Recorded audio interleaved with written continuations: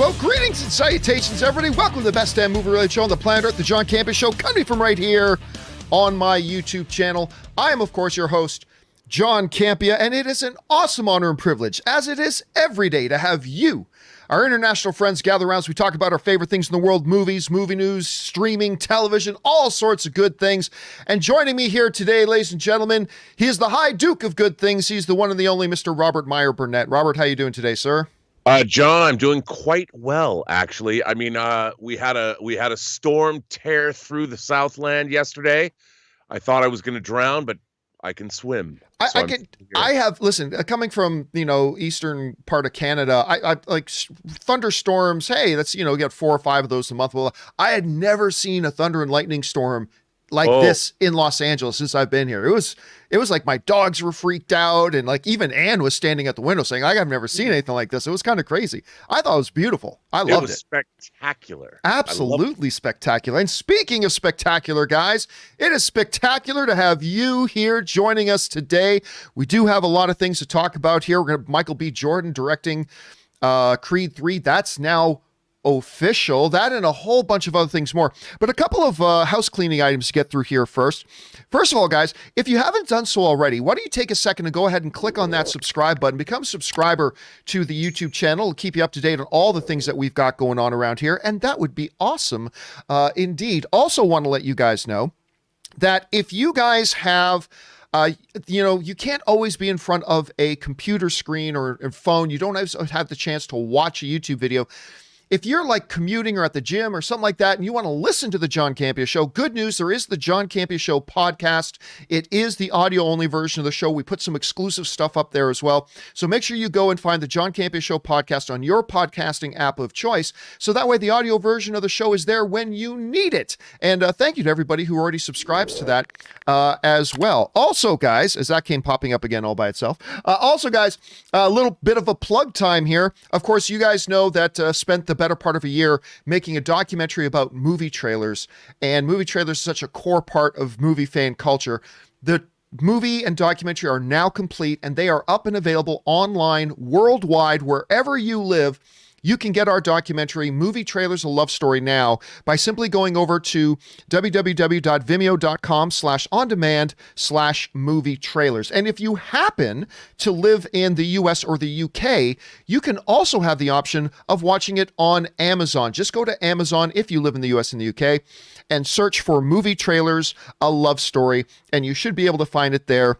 No problem. And a deep thank you to all of you guys who have already gone to check it out and watch the film. And we are deeply indebted to you. I was trying to say indebted and gratitude at the same time.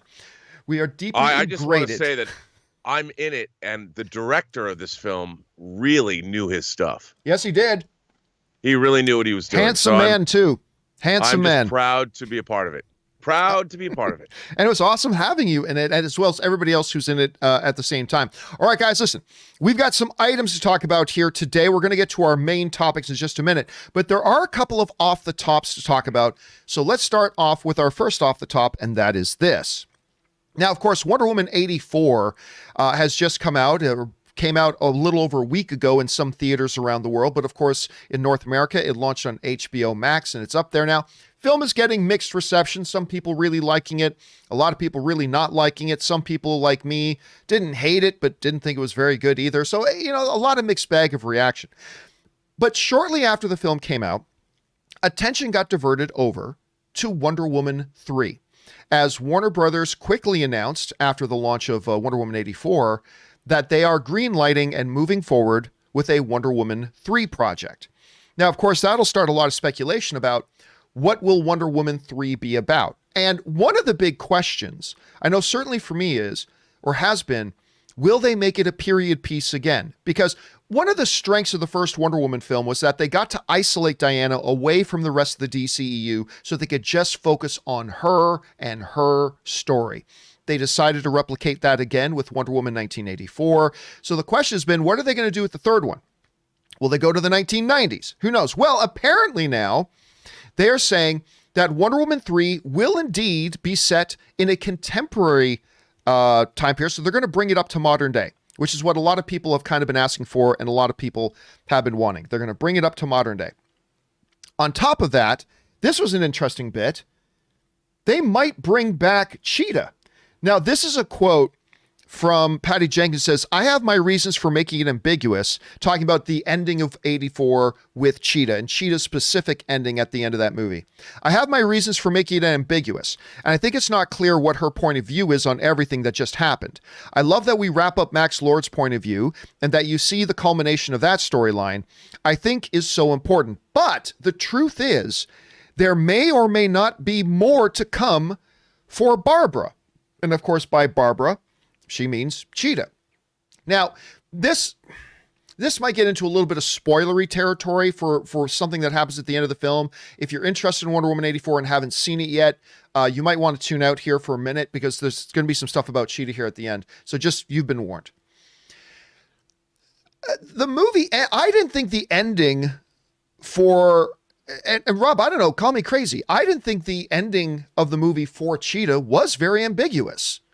She, like everybody else, renounced her wish, and she was left sitting there, and like everybody else around the world. I really didn't find it to be all that ambiguous. It was pretty clear. She renounced her wish, no longer Cheetah. There you go. All done. Right.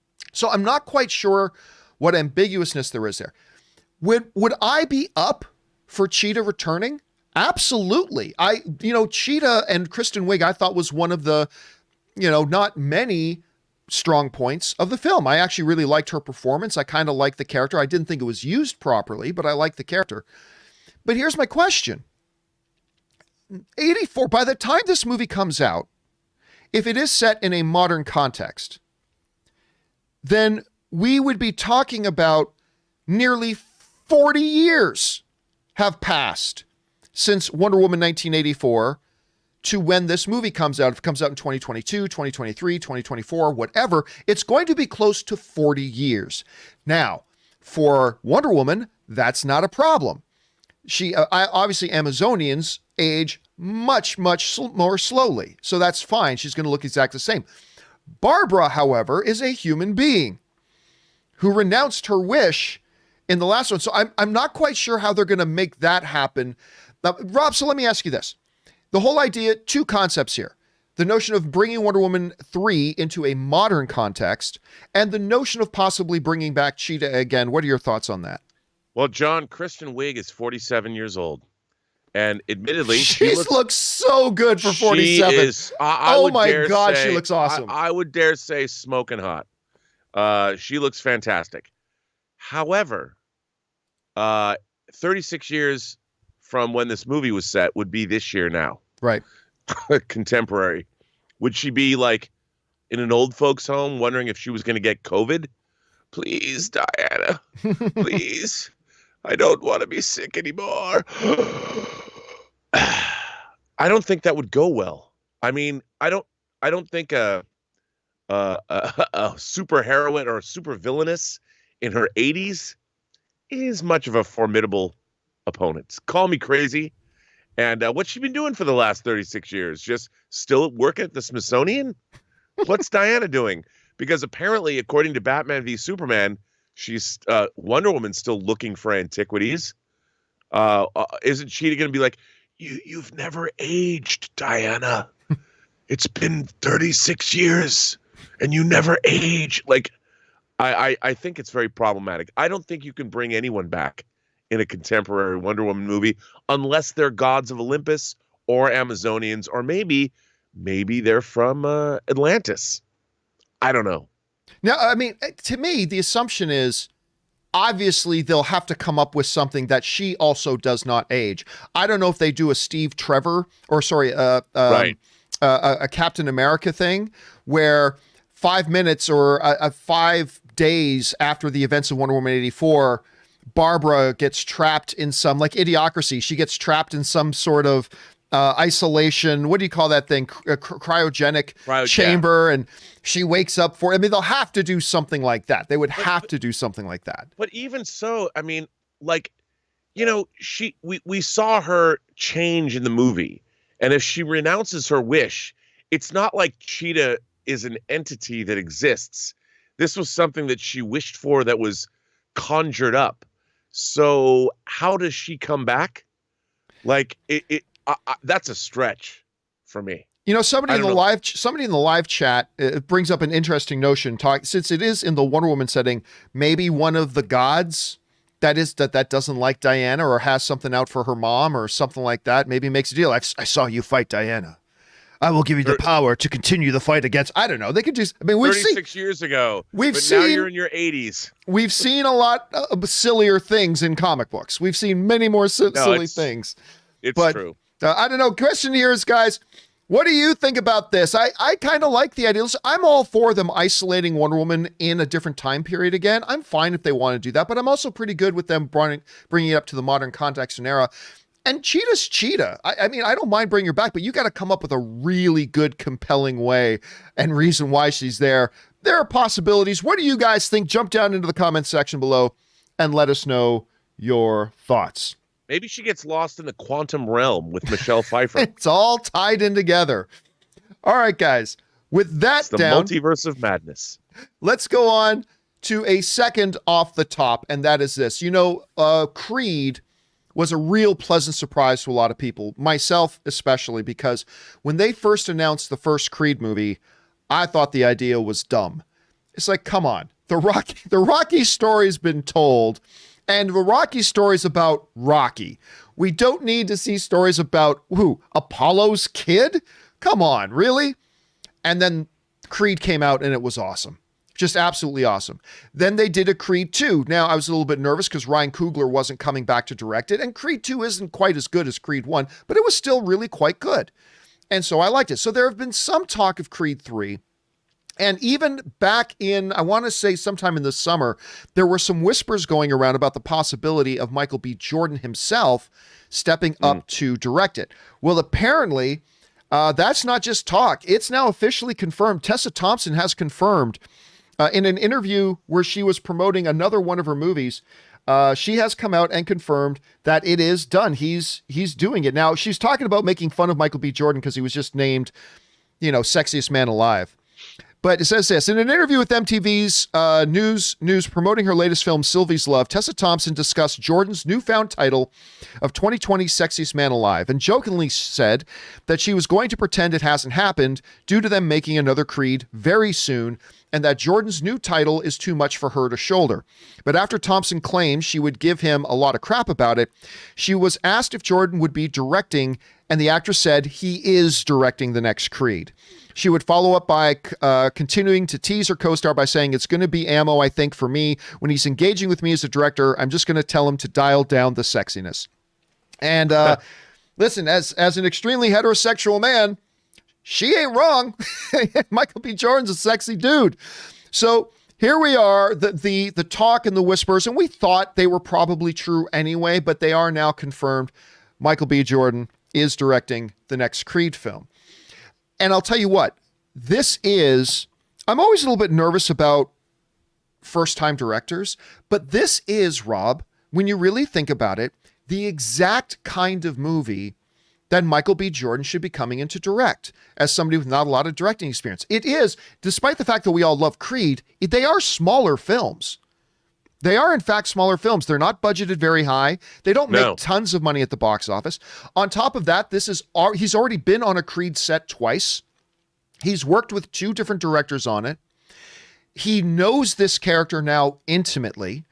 So the ability to now direct the film and act in it, I think will make it a little bit easier because he knows the character very well now at this point. So again, I don't know if he's going to turn out to be a great director or not, but if you're talking about an actor with little to no directing experience, wanting to step in and direct a film, this is the perfect kind of film to do something like that. So I think this is good news. Rob, I mean, I would rather hear Ryan Coogler is coming back to direct. That's what I would rather hear, but this is pretty good to me. Rob, what do you make of this? Well, I've seen Michael B. Jordan talk about this. I was on some talk show, and he's a really smart guy. I'm really curious to see what he will do with this. I heard, John, rumor on the street is he fights Cheetah. I'm kidding. No, he makes a wish. He makes a wish that Apollo, his father, would come back, and then Apollo comes back in the body of Mr. T, and Mr. T fights Cheetah. That we just wrote your movie for you, WB. Take it and run with it. For all of you out there, don't run with that. That's not true. Just so you know, I was making a joke, to be clear. No, I think this is great. He wants to direct. I think that he knows this franchise. He worked with Coogler twice. He's seen how Disney movies are made. Black Panther is a huge film. And he's worked with Coogler 3 times, like Fruitvale Station, Black Panther, and Creed. He's worked with him as a director 3 times. Yeah, and to have that kind of a relationship and to see how films are developed and finally executed, I think it's a good move for him. And let's face it, Stallone himself directed Rocky films. That's how he started. And I think it's a good for him. I think that's what you do with your stardom. You parlay it to further your career, not necessarily monetarily, but you stretch as an artist, as a filmmaker, and I think it's great. I can't wait. I think this is going to work out really well for him. The question is, guys, what do you think about this whole, it's now official, Michael B. Jordan will be directing a Creed 3. I guess even another piece of news there, it's now official, there is going to be a Creed 3, and Michael B. Jordan will be directing it. What do you guys think? Jump down into the comment section below and let me know your thoughts. All over under. We see any of the characters from Rocky 3 come back. From Rocky 3? Yeah. Well, that was the one with Mr. T, right? Yes. There's been a lot of whispers. I remember when talk first came out about maybe they're doing another Creed after Creed 2. There were rumors going around about next time he's going to fight Clubber Lang's son. I mean, here's what I think. The possibility of a Mr. T cameo, like being interviewed ringside for something else, like a cameo, very high. Or a wrestling cameo. What, like who? Why am I drawing a blank on his name? Blonde hair. Hulk Hogan? That's Thunderlips? That's Thunderlips? The Ultimate Male versus the Ultimate Meatball? Yes. There's one too. Man versus the Ultimate Meatball. That I wouldn't throw it away. I would not throw it away. So I'll go. I think that'd be with Cobra Kai, come on, it'd be cool to bring back Thunderlips. If we're just talking about cameo, yeah, I say the chance of a Clubber Lang or a Thunderlips return are very high. I would say like in the 70% range. So I would go pretty high. Anyway, all right, guys. With that down, let's now move into our main topics today. And how do we select our main topics here on the John Campea Show? Well, it's really rather simple. You see, you guys come up with them. When you come across a big topic or story that you think we should make a main topic here in the show, go anytime 24/7 over to www.thejohncampeashow.com/contact. Once you get there, you're going to see a form. Fill it out with your topic or question. It's totally free. Hit submit, and then maybe, just maybe, you might see your submission featured as a main topic here on the John Campea Show. With that down, let's get into main topic number 1, shall we? And our first main topic today gets submitted to us by Jalen Pryor. And Jalen Pryor writes, "Hey, John. So I just saw that Sony has announced that they are working on 7 shows and 3 movies based off of video games. I'm hyped for what they have coming up, and sure, Uncharted is coming soon, but isn't that a bit too early to jump the gun like this? And are you excited to see what they have to offer?" All right, thanks a lot for sending that in, man. And yeah, listen, they actually announced some time ago that, I remember we did a story on this show, Rob. They did a story some time ago that Sony and PlayStation, they formed basically a whole movie division to be based on making movies surrounding the video game properties. And there was a thing done recently where we didn't know just how big they're coming out of the gate. 7 shows, 3 movies, all coming straight out of the gate. This comes to us from CBR, and CBR writes, in May of 2019, Sony officially launched PlayStation Productions, an in-house studio designed to develop TV shows. So this is all the way back in 2019.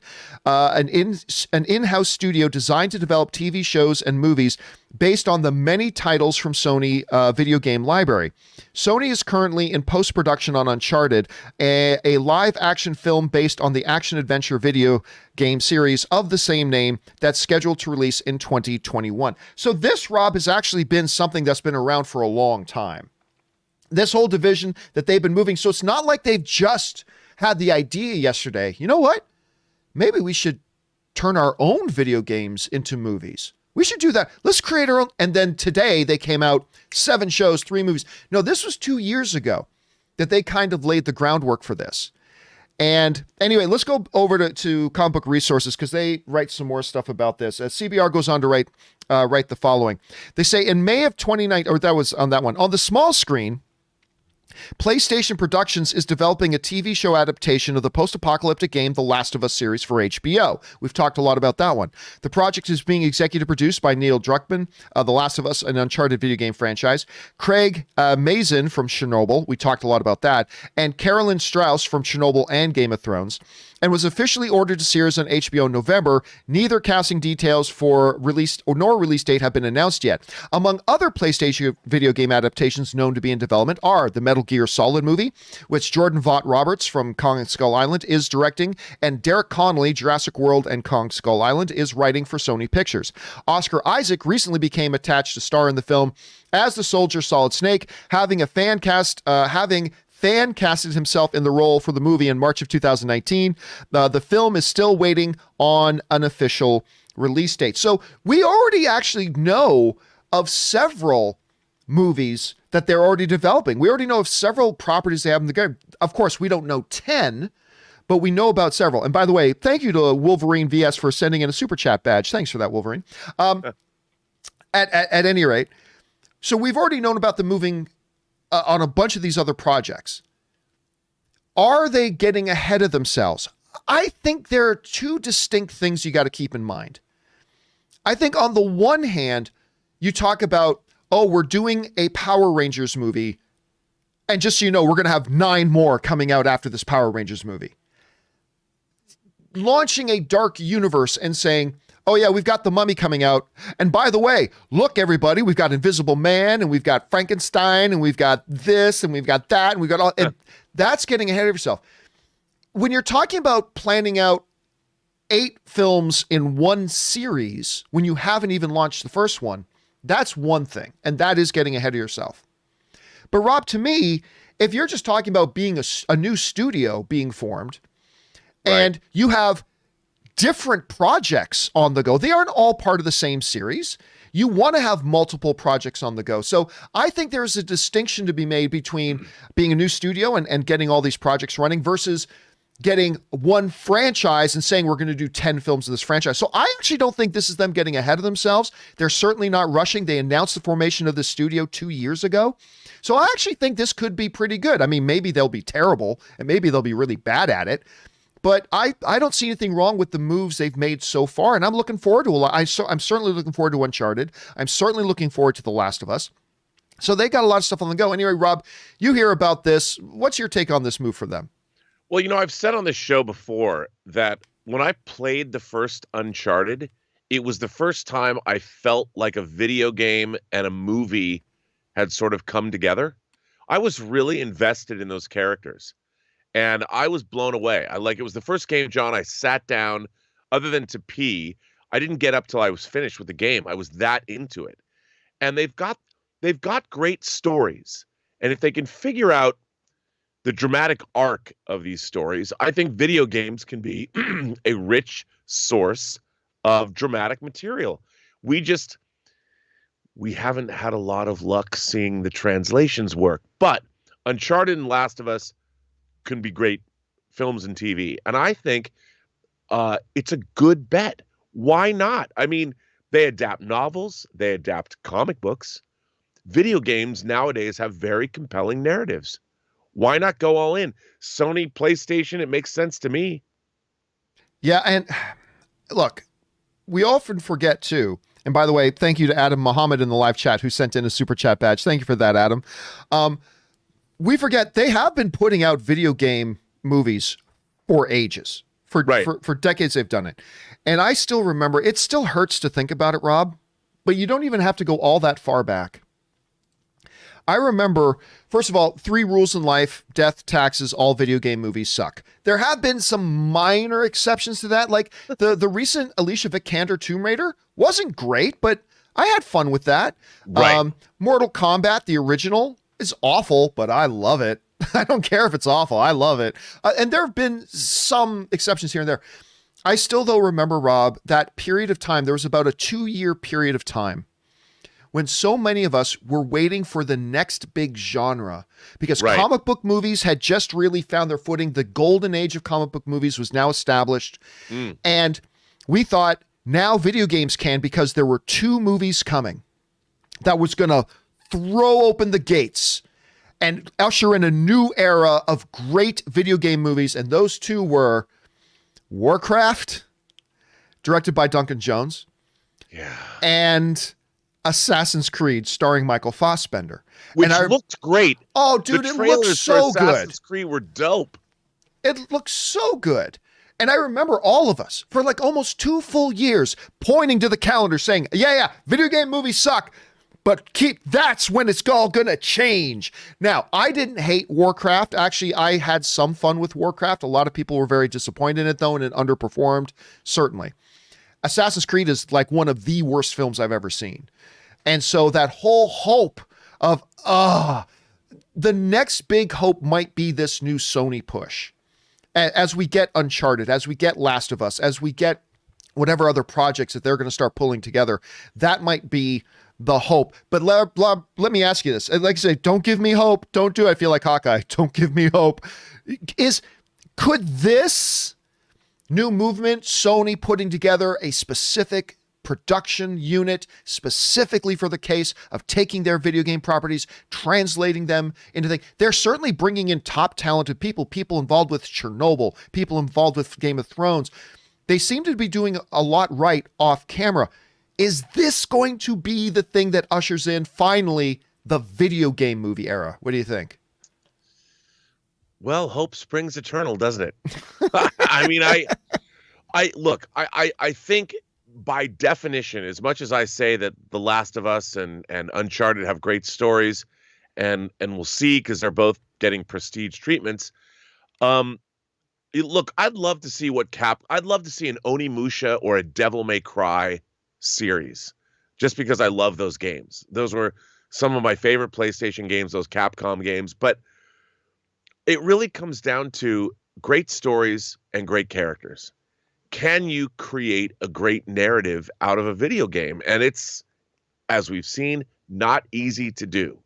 I think it can be done, but the question is, do you have the narrative and the cut scenes in video games are designed to get you to the next play stage, level, the next gameplay level. Yeah, and like not necessarily the genesis of great drama there. So if, again, great storytellers and great characters, if you can do it, I think it can be done. But it takes talented people that know what they're doing. Somebody needs to make an Excite Bike movie. That'll do it. Excite Bike, the old Nintendo game, Excite Bike, that'll do it. Wow. That dude. I thought I'm old. Wow. All right. Guys, question is for you.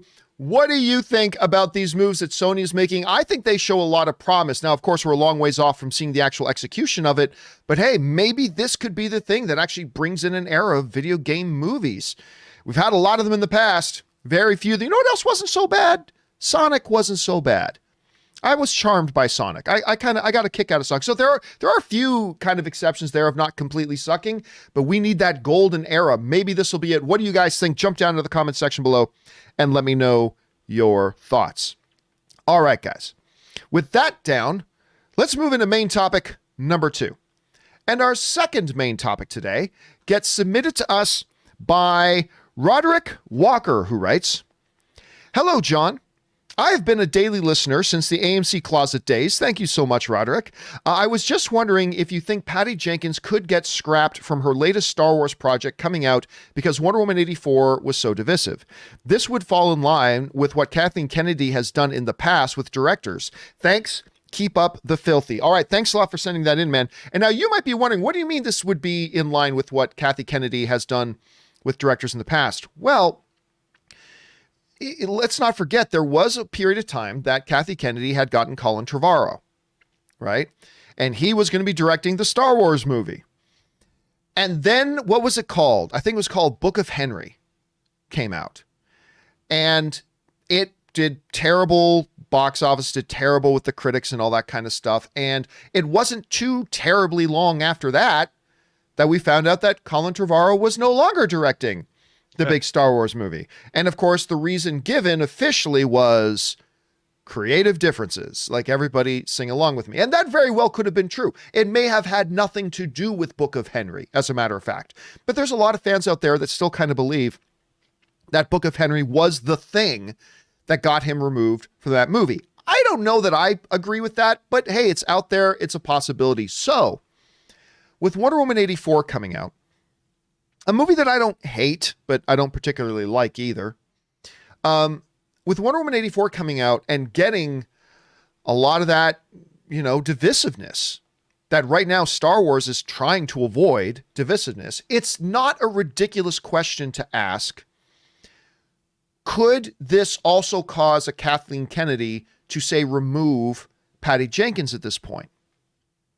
Because it would be, in some ways, consistent with Kennedy's past behavior. It's not completely unreasonable for somebody to wonder that. I will say this. I don't think so.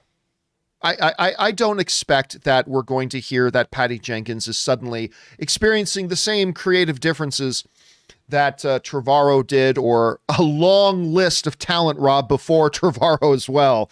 The sudden magical appearance of creative differences. I suspect we won't.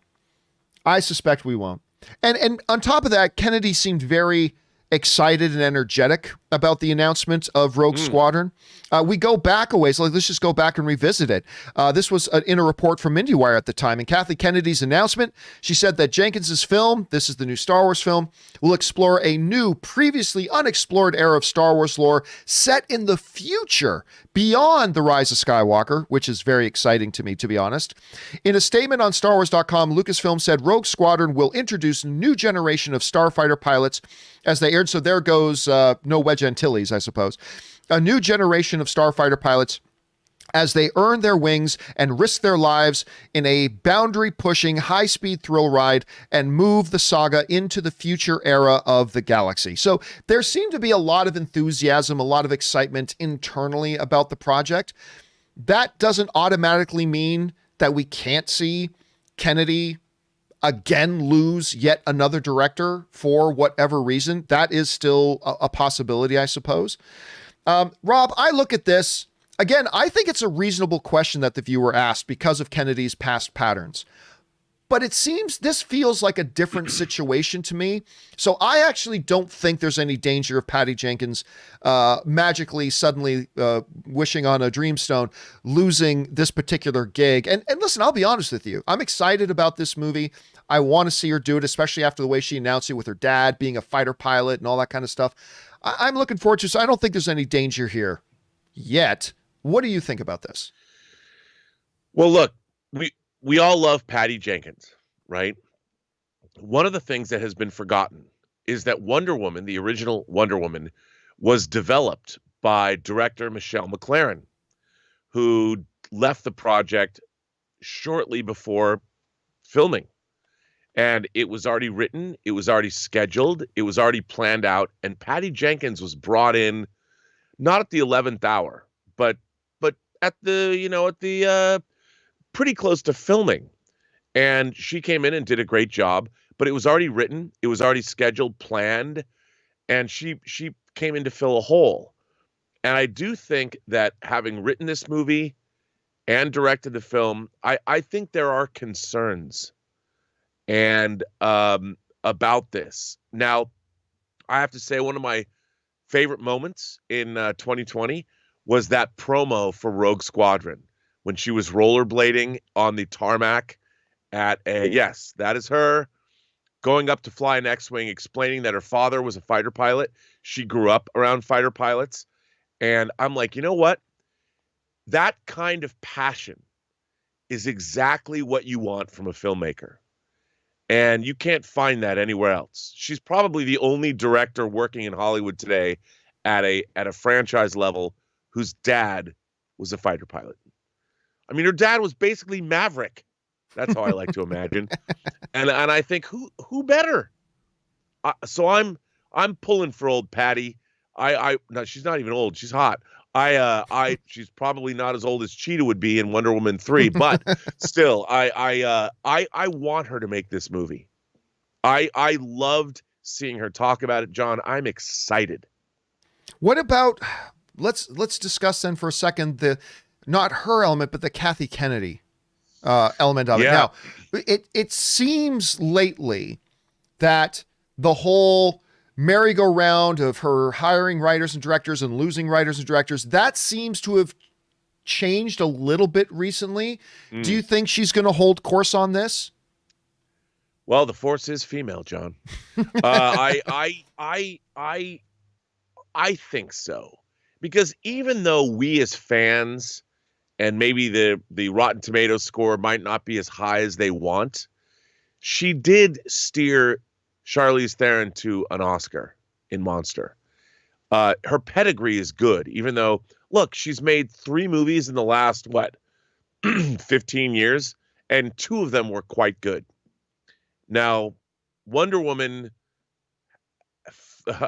84 has good stuff in it, but I think they're going to hold the course.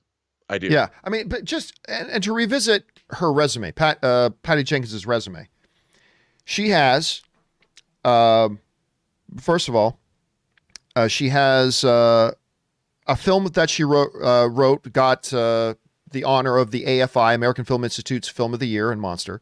She directed Charlize Theron to the only Academy Award win Charlize Theron's ever had as an actress.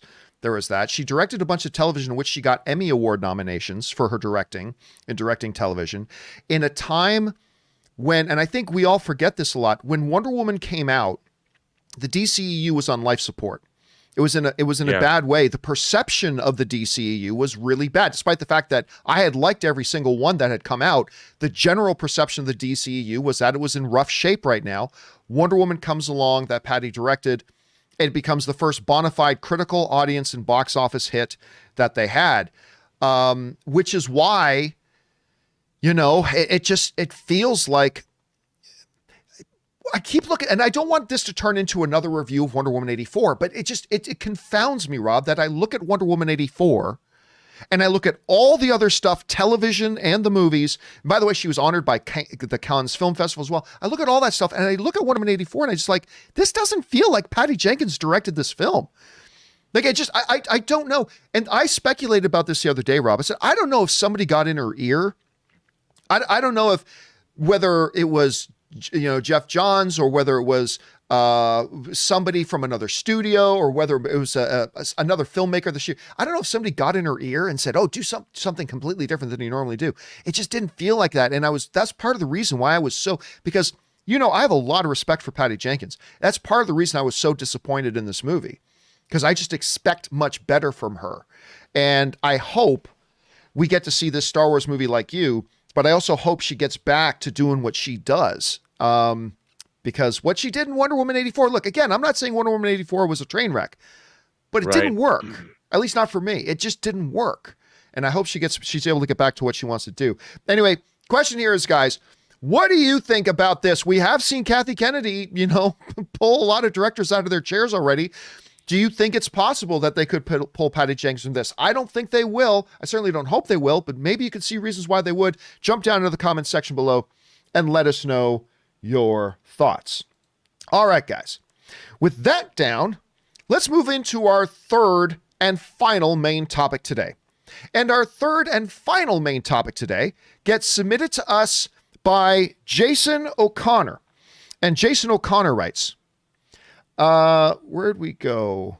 Star Wars Twitter went into a frenzy yesterday when fans called out Lucasfilm executive Pablo Hidalgo for apparently making fun of a fan's reaction to a certain scene in the Mandalorian season finale.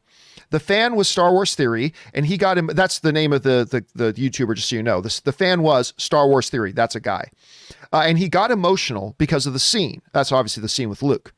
Do you think Pablo's comments were unnecessary or the outrage was justified? Would love for you to make a statement. All right. Thanks a lot for sending this. And listen, I saw this going around yesterday, and I had absolutely zero intention of talking about this. Zero intention of talking about this. This is so not worth talking about. However, then last night, or earlier, Variety actually made an item out of it. Yeah, I know. Variety actually made an item out of it. Now, for those of you who haven't caught up with what's going on with this situation, let me give you a little bit of context here. So obviously, Mandalorian Season 2, Episode 8, the season finale, has that incredible moment where Luke Skywalker shows up.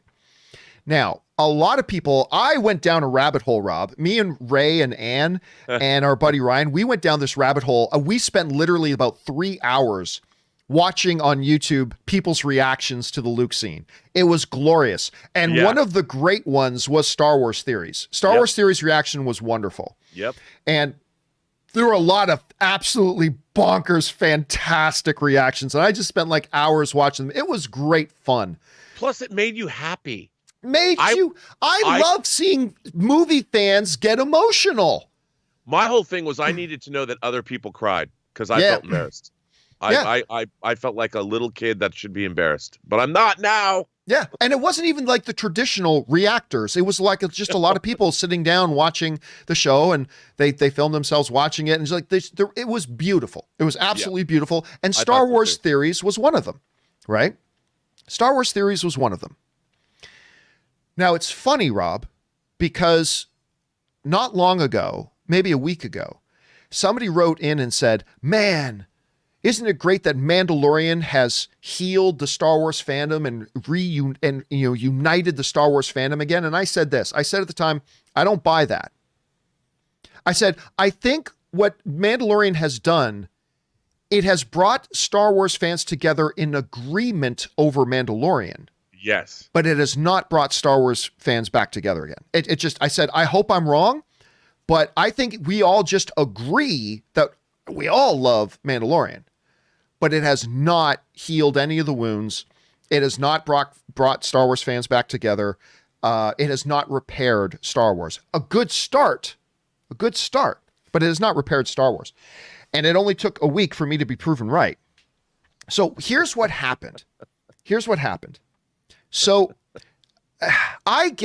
somebody sends me this message the other day, and it was a simple message and said, Star Wars fans reaction was like the title on the email. Right. And there was this graphic that they sent to me, and just said, what do you think about this? Now, Pablo Hidalgo, for those of you, he's part of the Star Wars story group. He's at Lucasfilm, and a lot, but he puts up private stuff, right? And this particular thing he put up was private. It just got screen captured and shared around.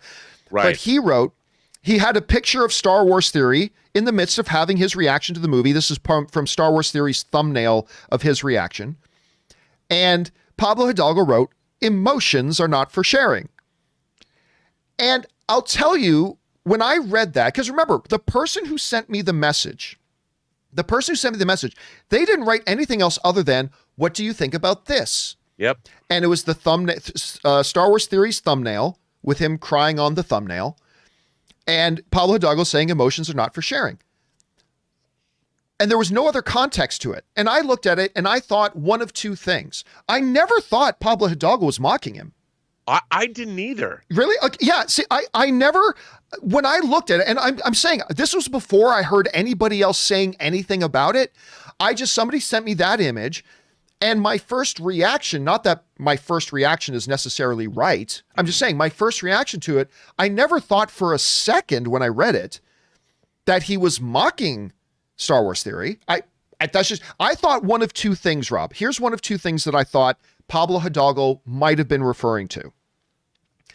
My first initial reaction, which I later kind of didn't think, was that, oh, he's making fun of all of us men, that we don't show emotion. Right. Right. That was my first thought. It's like Pablo Hidalgo's making fun of the fact that we men don't show emotion. We're not supposed to show emotion. You know, if you're a movie fan, come on, it's just a movie. It's just thing and that we often get criticized for, right? Or it's a Jedi thing. Or maybe it's a Jedi thing. I don't know. And again, I'm just saying this was my first reaction. Yeah. So that was my one thought, that he was just making fun of all this men, that you're not supposed to show emotion. So that was my first thought. My second thought that I really then believed at the time, my second thought was, well, that might be Pablo Hidalgo kind of criticizing Star Wars Theory for putting an image of him crying on the thumbnail. Now, the reason I thought that was because I myself was the target of a lot of criticism back a couple of years ago. Let me bring this up. A couple of years ago. A target of criticism? Go figure, right? So back when I was still at Collider, and when Carrie Fisher died, I did a special video of Carrie Fisher dying, and I got emotional in it. I wasn't expecting to get emotional, but I got emotional in it, right? Right. I remember that video. And so somebody back, I was in Canada at the time on vacation, so somebody back in LA just quickly put together a thumbnail for me. It's not a great thumbnail, but somebody back in Canada just quickly put a thumbnail together for me. And they chose to use this image of me from the video where I clearly look like I'm getting emotional, right? Yeah. And I became the target of a bunch of criticism when I put this thumbnail out, saying, you know, oh, then you're faking it. If you're advertising, look everybody, this is what people were saying to me. Look everybody, look how sad I am. And I had people saying to me, it makes it look like your emotional reaction in the video wasn't authentic and it was just for the clicks and you put it on your thumbnail and blah, blah, blah, blah, blah, right? And I get that. I get that criticism to a degree, because maybe it did give the appearance that in the video, my reaction wasn't actually authentic because I was just doing it so I could get a thumbnail. It's like, look everybody, look how sad I am. That's the criticism that I got at the time. This is years ago. So, obviously I knew I wasn't doing that, but whatever. So when I go back to this and I saw that Pablo Hidalgo write, emotions are not for sharing, I thought, well, maybe he's just joking about us as men not sharing our emotions. Or then I went to, you know what? This is probably him making a comment about, look, you shouldn't be putting this in your thumbnail, because I got the same thing. So I thought maybe that's what he was maybe critiquing. Just don't put in your thumbnail because it makes the perception that you were faking it in your video. Obviously I wasn't, and I don't think Star Wars Theory was either. So that's the situation. Emotions, 5 words. 5 words. Emotions are not for sharing. What happened then was hours later, I started seeing this huge blow up happening in my feeds about Lucasfilm executive mocks Star Wars fan. And then I saw these like thumbnails, like people making videos, and these thumbnails saying it's like pictures of Pablo Hidalgo with a word bubble coming out of his mouth saying, "You little pussy," and like stuff like that. And I'm thinking, oh my God, did Pablo Hidalgo double down and say something like really offensive and insulting and mocking? And so what I did was I started digging around trying to find, where's this new tweet? Where's this new thing that Pablo Hidalgo said that was so insulting and mocking to Star Wars Theory? And then I found out there was no new thing. It was this thing. Emotions are not for sharing. And look, let me say this. I don't know what was going on inside Pablo Hidalgo's head.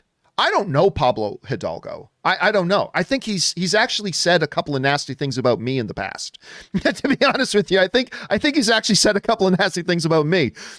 So I don't know Pablo Hidalgo. I have no dog in this fight. I don't feel any particular need to defend Pablo Hidalgo either. I just don't. But I don't know what was he thinking when he wrote that? I don't know, and the reality is you don't know either. Right. So my thought is, if he wrote "Emotions are not for sharing" as a mock, that he was mocking Star Wars theory for having an emotional response to the Luke Skywalker scene, then, and just a little heads up, everybody, I'm going to swear. Just so, I'm trying to swear less on my show, but I'm giving you a heads up. I'm going to swear here, okay? If Pablo Hidalgo wrote that with the intention of, although he would have been doing a pretty bad job of it, but if he had wrote that with the intention of mocking Star Wars theory, making fun of him for having such a positive, beautiful reaction to that scene, if that was what Pablo Hidalgo was thinking, then fuck Pablo Hidalgo in his stupid fucking face. If that's the case. If the case is he was thinking, this dude's a little more, look at this little man baby crying over a little Star Wars thing. I'm going to mock him. I'm going to get on publicly and mock him. If that's what Pablo Hidalgo was thinking and that's what he was doing, fuck Pablo Hidalgo in his stupid fucking face. But I don't know that that's what he was thinking. Because, Rob, I'll tell you, when I saw all the outrage about it, I thought I was going to find some statement from Pablo Hidalgo saying, look at this little bitch. Look at this little whiny man baby. I thought I was going to find some, because the way people were reacting, it was like, wow, Pablo must have said something like really bad. And I didn't find it. There just wasn't anything there. So if he meant it as a mock, fuck that guy. But I don't know that he meant it as a mock. Now, on top of that, it should be pointed out here too, Rob. On top of that, Pablo Hidalgo then got on, and he wrote to clarify. And he said, listen, I wish to clarify that my post that emotions are not for sharing was sarcastic self-mockery and was certainly not intended to be hurtful to anyone, and I'm deeply sorry that it was. As a lifelong fan, I appreciate fans expressing how they feel. It's what being a fan is all about. Now, I want to read also what this is the part that hurts, because all of us Star Wars fans look bad. This was written in Variety. This isn't Joe's gas station movie reviews.fart. This is in Variety. And Variety wrote, let me read this at length here. Hidalgo did not address placing. This is the other thing. I don't know what he was thinking. Hidalgo did not address placing the offending tweet at the banner over his account, but a source close to him says that he did so briefly, not out of malice, but after people began asking his private followers for screenshots of the deleted tweet. The damage, meanwhile, had been done. By the time Hidalgo apologized, that's Star Wars Theory, Two's YouTube reaction video about Hidalgo's tweet, in which Two's discusses how much Luke Skywalker had helped him when he battled cancer, had already amassed 500,000 views and was trending on Twitter. Two's reaction had itself inspired its own backlash, with several posters suggesting that his outrage was a willful misreading of Hidalgo's intentions, a good way to generate more traffic to his channel and revenue into his pockets. And once more, Star Wars fans were fighting with Lucasfilm and with each other. And once more, Star Wars fans are fighting with each other. Two's did not respond to multiple requests for a comment. A spokesperson for Lucasfilm declined to comment. So look, when something like this happens, and you've heard me say this about a lot of scenarios, Rob. Yeah. I was not there. I was not inside Pablo Hidalgo's head. All I can tell you is when I first saw what he wrote outside of the context of everybody else getting mad, and I just saw it, my first reaction was I didn't think he was mocking him. No. So the only thing I'm left with is I'm not going to pretend that I'm magic and know what's going on in his head. And therefore, if he meant it as a mock, fuck him. If he didn't, then it feels like people, I'm going to say something a little bit dangerous. Uh-oh. But there is a small segment of Star Wars fandom. There's a small segment of Star Wars fandom that gets a lot of attention and a lot of clicks and a lot of views when they get to bitch about Star Wars. And with Mandalorian, there hasn't been a lot to bitch about Star Wars. And it feels like there are some people who are just looking for anything, the slightest inch they can take, to make a mountain out of a molehill and create a big controversy and create a big thing that we can say, look at this fucking guy. But again, I don't know. If Pablo Hidalgo was actually thinking that, then screw him. If not, then everybody's making a big deal out of something that shouldn't be made a big deal out of. And this is why I was initially not even going to talk it until Variety made all of us Star Wars fans look stupid again. Well, they're not making us Star Wars fans look stupid. Star Wars fans are making ourselves look stupid again. And that's why I wasn't even going to talk about it at first. So I don't know. It should also be mentioned that Pablo Hidalgo's initial tweet was sent in a locked private thing. He didn't make some public announcement. Look at this little wussy crying like a little baby. You want some kittens there, cupcake? Like, it's not, he went out in public. It was something he said in a locked thing that I didn't even interpret as being a mock, but maybe he meant it as a mock. Bottom line is, I'm not going to pretend to know what was going on in his head. So I don't know. But that's the situation here. I don't know, Rob. You saw all this thing blowing up and happening. What do you think? Well, see, obviously we saw it like after it was. I felt like we were seeing something in mid-explosion, like something in the Matrix, like an explosion went off and then it slowed down, and we watched it exploding. When I saw the first of all, let me say this real quick. Pablo Hidalgo did a podcast called "It Came from Netflix's Basement," and I edited a film 5 years ago called Paradox, and they covered it in this. And this podcast was like a mocking podcast. I worked on this movie. We made it very quickly, but I edited this film and I really worked hard on it. And they had it on their podcast and they ripped it a new one. But at the end of the podcast, they said, but this movie's pretty good. For watching a low budget, they tore it up one side and down the other. But at the end, they said it was pretty good. So I was like, I had a little exchange with those guys and said, hey, man, thanks for covering the movie. And I've always liked Pablo Hidalgo. I've always liked the guy. I don't know him. I've never met him. When I first saw this tweet, when it started to blow up, I thought he was saying emotions are not for sharing because he was crying too.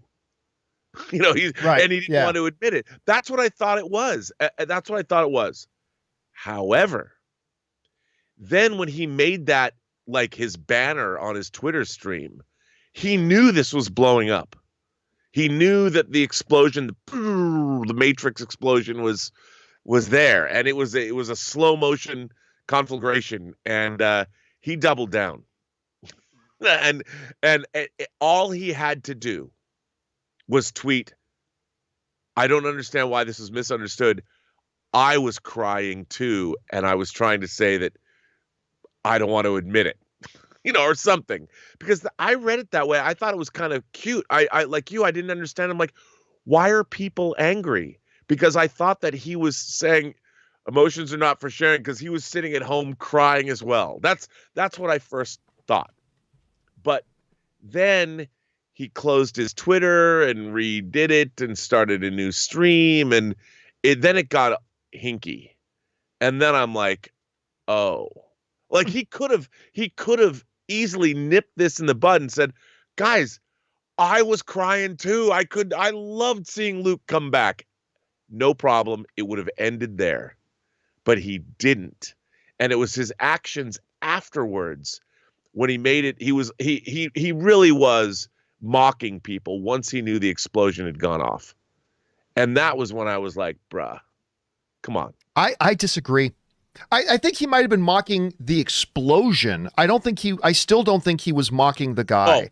Oh, I don't know. I agree with you. I don't think he was mocking Star Wars Theory personally. I thought, I really don't. But then when it exploded, he was mocking everybody.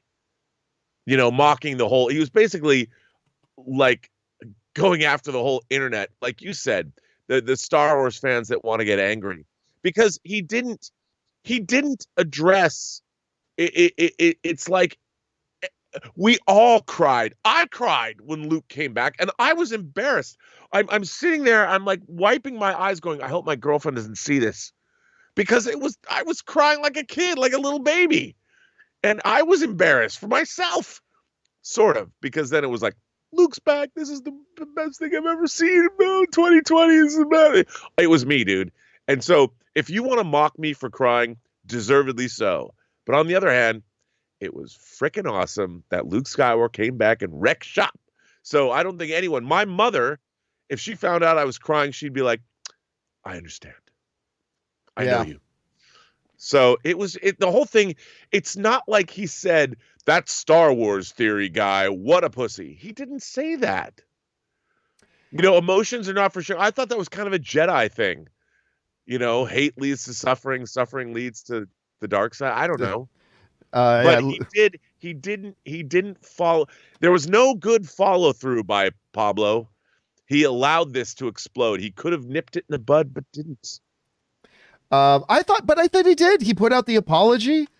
Like a day or two later, when the entire internet mocked him relentlessly. And dude, you know what? You're a duly appointed representative of Lucasfilm.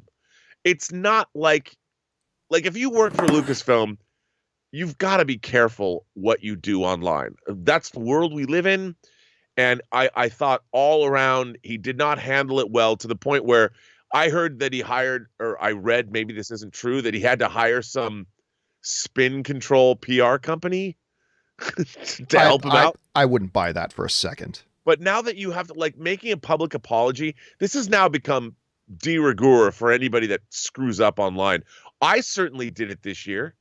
I didn't realize, when I made an angry tweet, people took it the wrong way. You called me within 20 minutes. And you said, bruh, you should have said this is not good. You got to apologize. And I went back and reread my tweet, and I thought, you know what? This can be misconstrued. And then it was taken out of context, but I had already made the apology video because you pointed it out to me. And I thought, wow, I've tweeted 100,000 times this one tweet. And then, of course, I got angry with somebody I worked with, and I swore at him, which I really regretted. That was what to wantonly say something bad to a colleague, somebody I work with that I respected. That was bad. And that was something where it showed me how quickly things spin out of control online. This is not something that people are unaware of. You've got to be careful, especially if you work for Lucasfilm. And Star Wars theory, I like that guy. I've watched his videos for years. Oh, I thought his reaction video was beautiful. I thought it was one of the most genuine, heartfelt, real.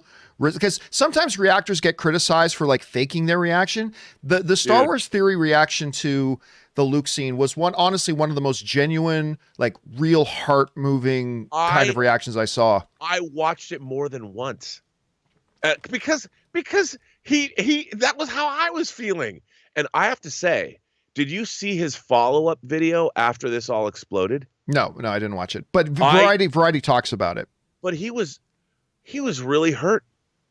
I watched that video and I felt his pain. I was like, man, I felt bad for him. And I'm like, yeah, dude, you didn't deserve that.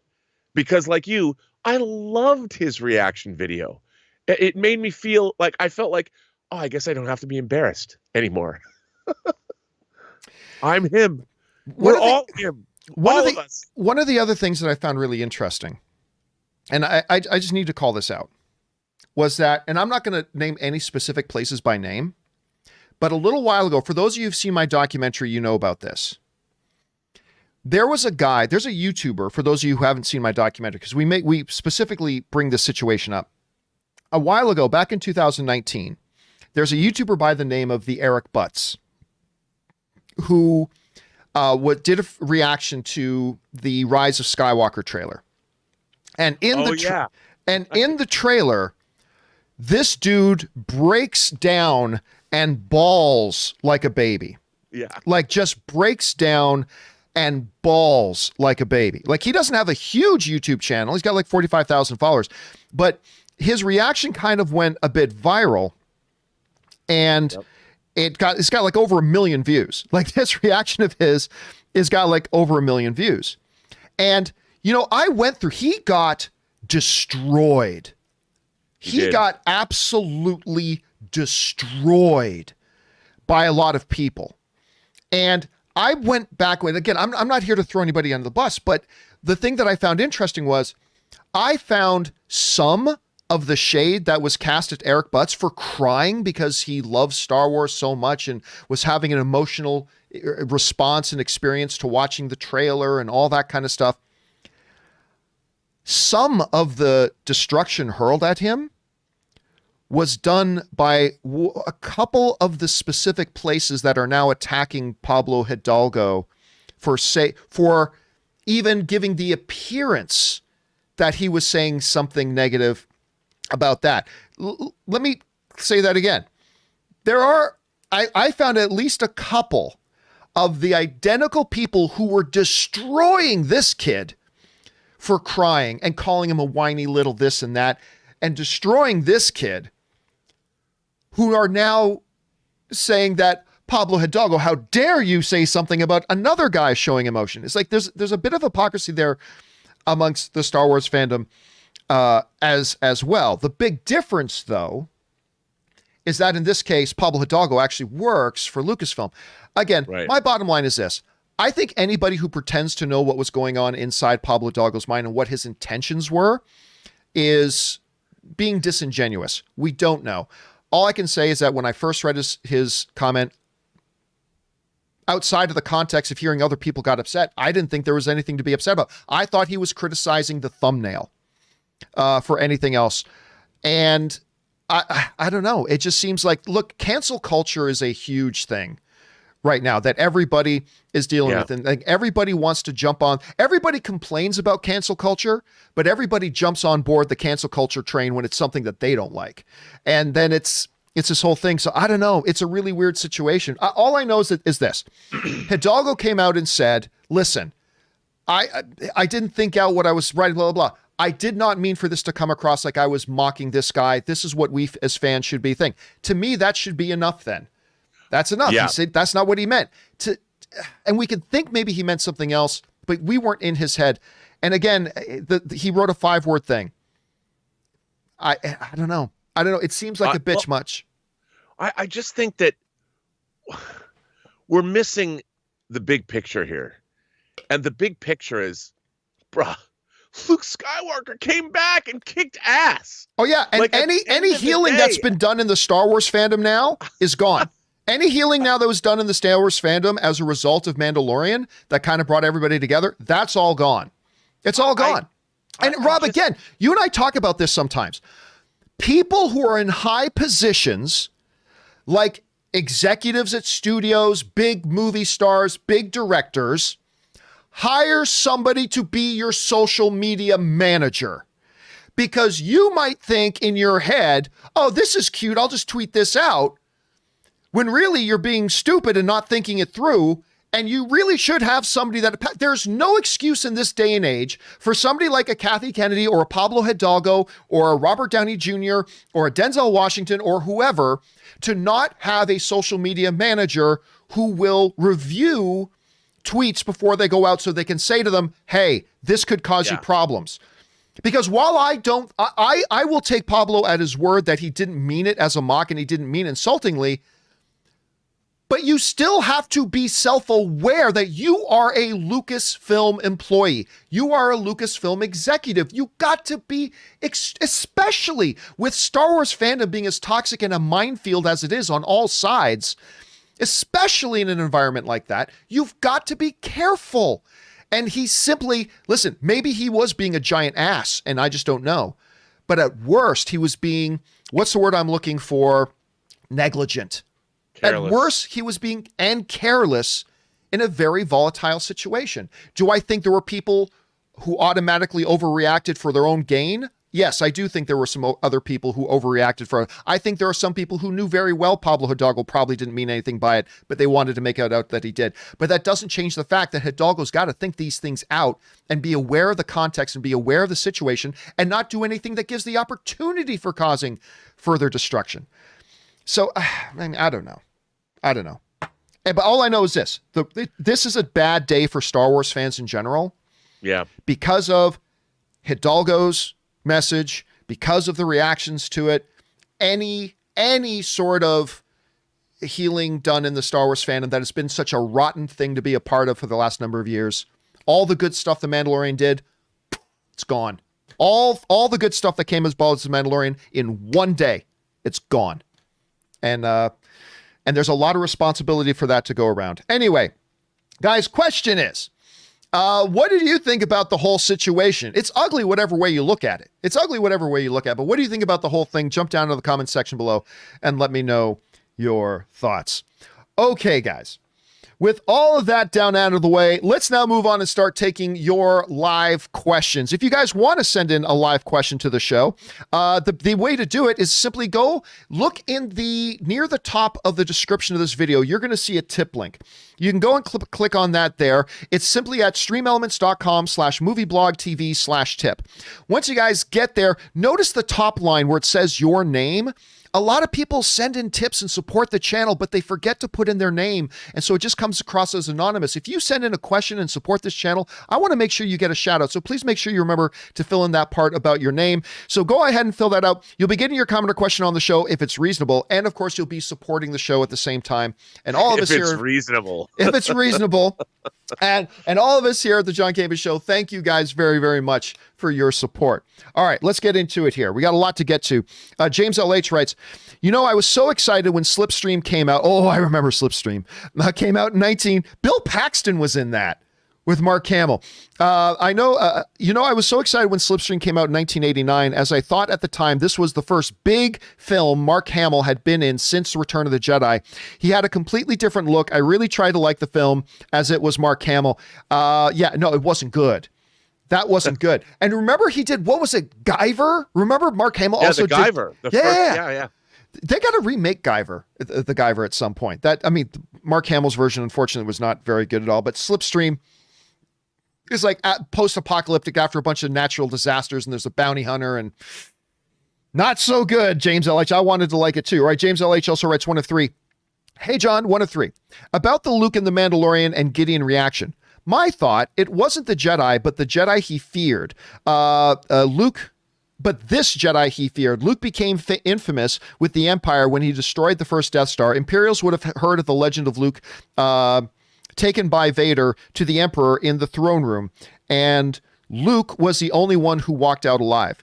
We, the audience, know Luke defeated Vader, but it was Vader who, as Kim would say, performed a sneak attack to defend the Emperor. I am curious if Luke ever told anyone he never defeated the Emperor in combat. To my point, an example is that if anyone has seen the classic Western, The Man Who Shot Liberty Valance, my dad used to watch it all the time.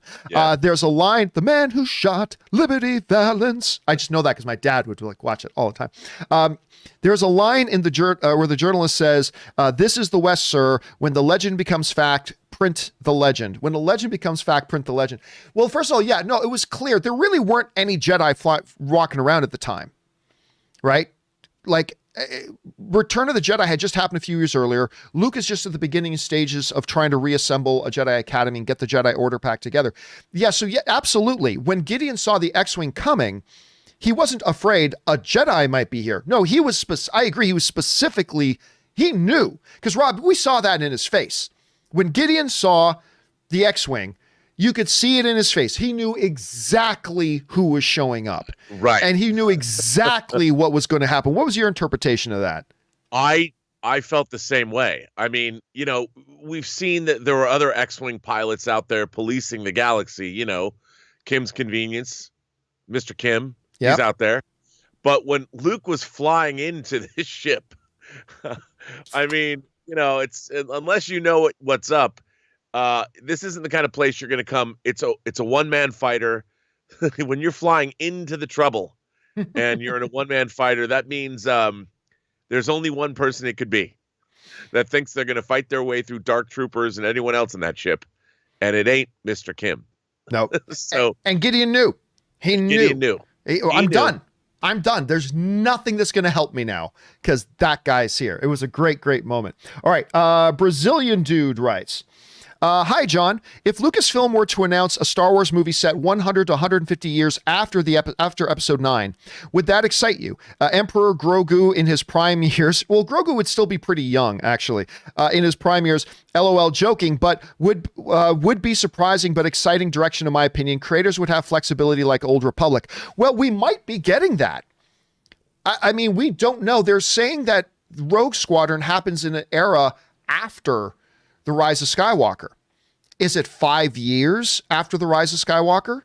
Is it 15 years after Rise of Skywalker? Is it 100 years after Rise of Skywalker? I mean, I don't know. I'm not taking a guess at this point, but that's the thing, Brazilian dude. We may be getting that movie. And yes, whenever you take Star Wars out of its current environment and into a different environment, I get excited about that. So that's one of the reasons why I really like the idea of Rogue Squadron. Brazilian dude also writes, favorite non-American films: 5, A Separation; 4, Infernal Affairs. That's my all-time favorite cop film.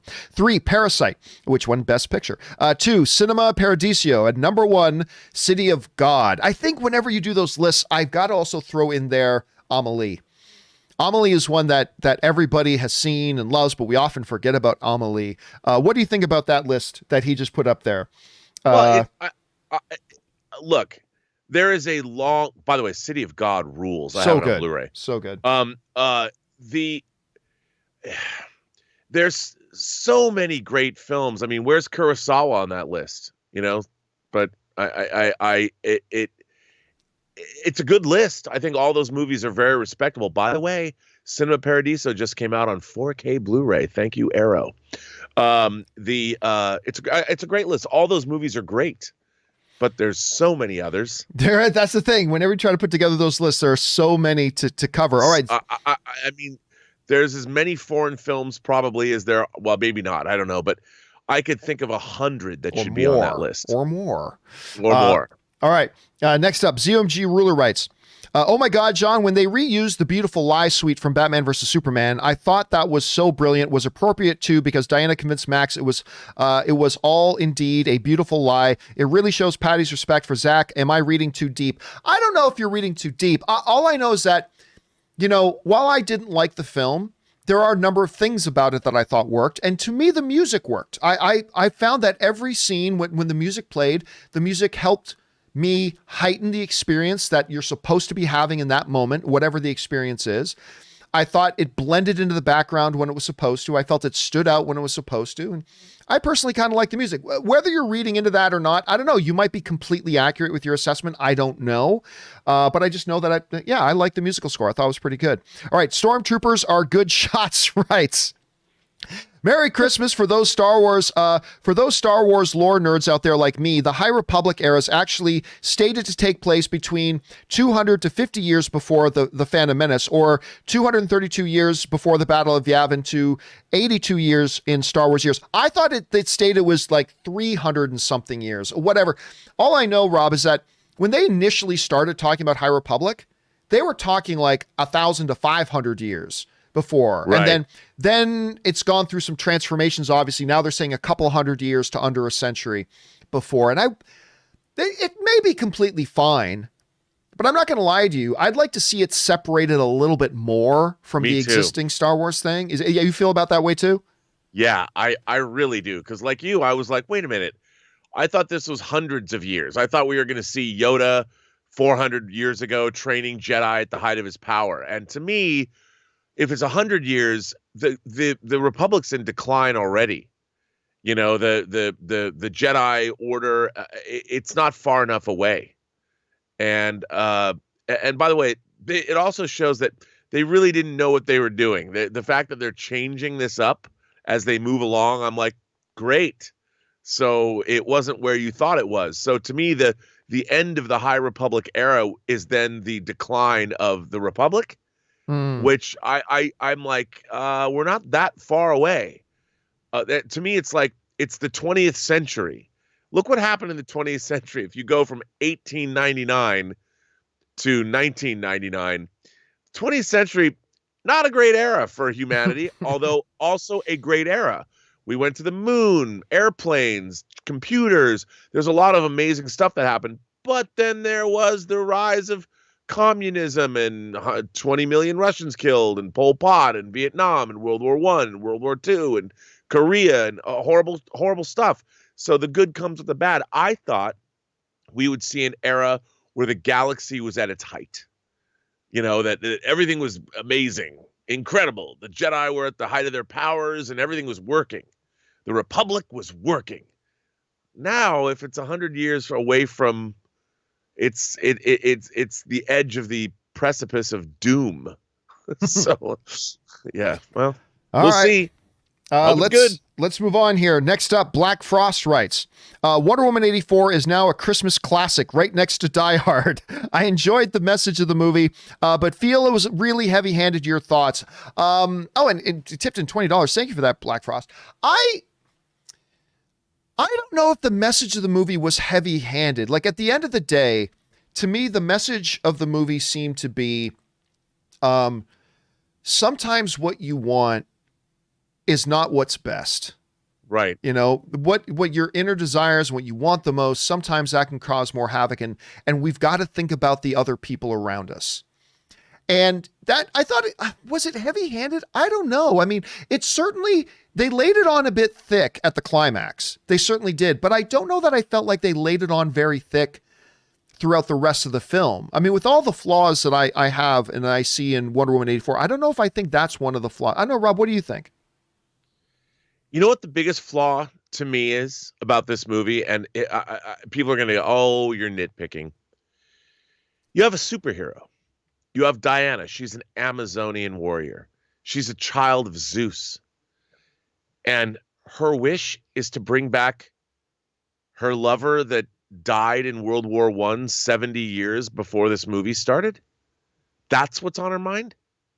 That's what Wonder Woman was thinking about. Oh, I had no issue with that. See, it made her more human to me. It made her more real. But it's like, where was she in World War II? Where was she in Korea, Vietnam, the Civil Rights era, ERA? What was she doing?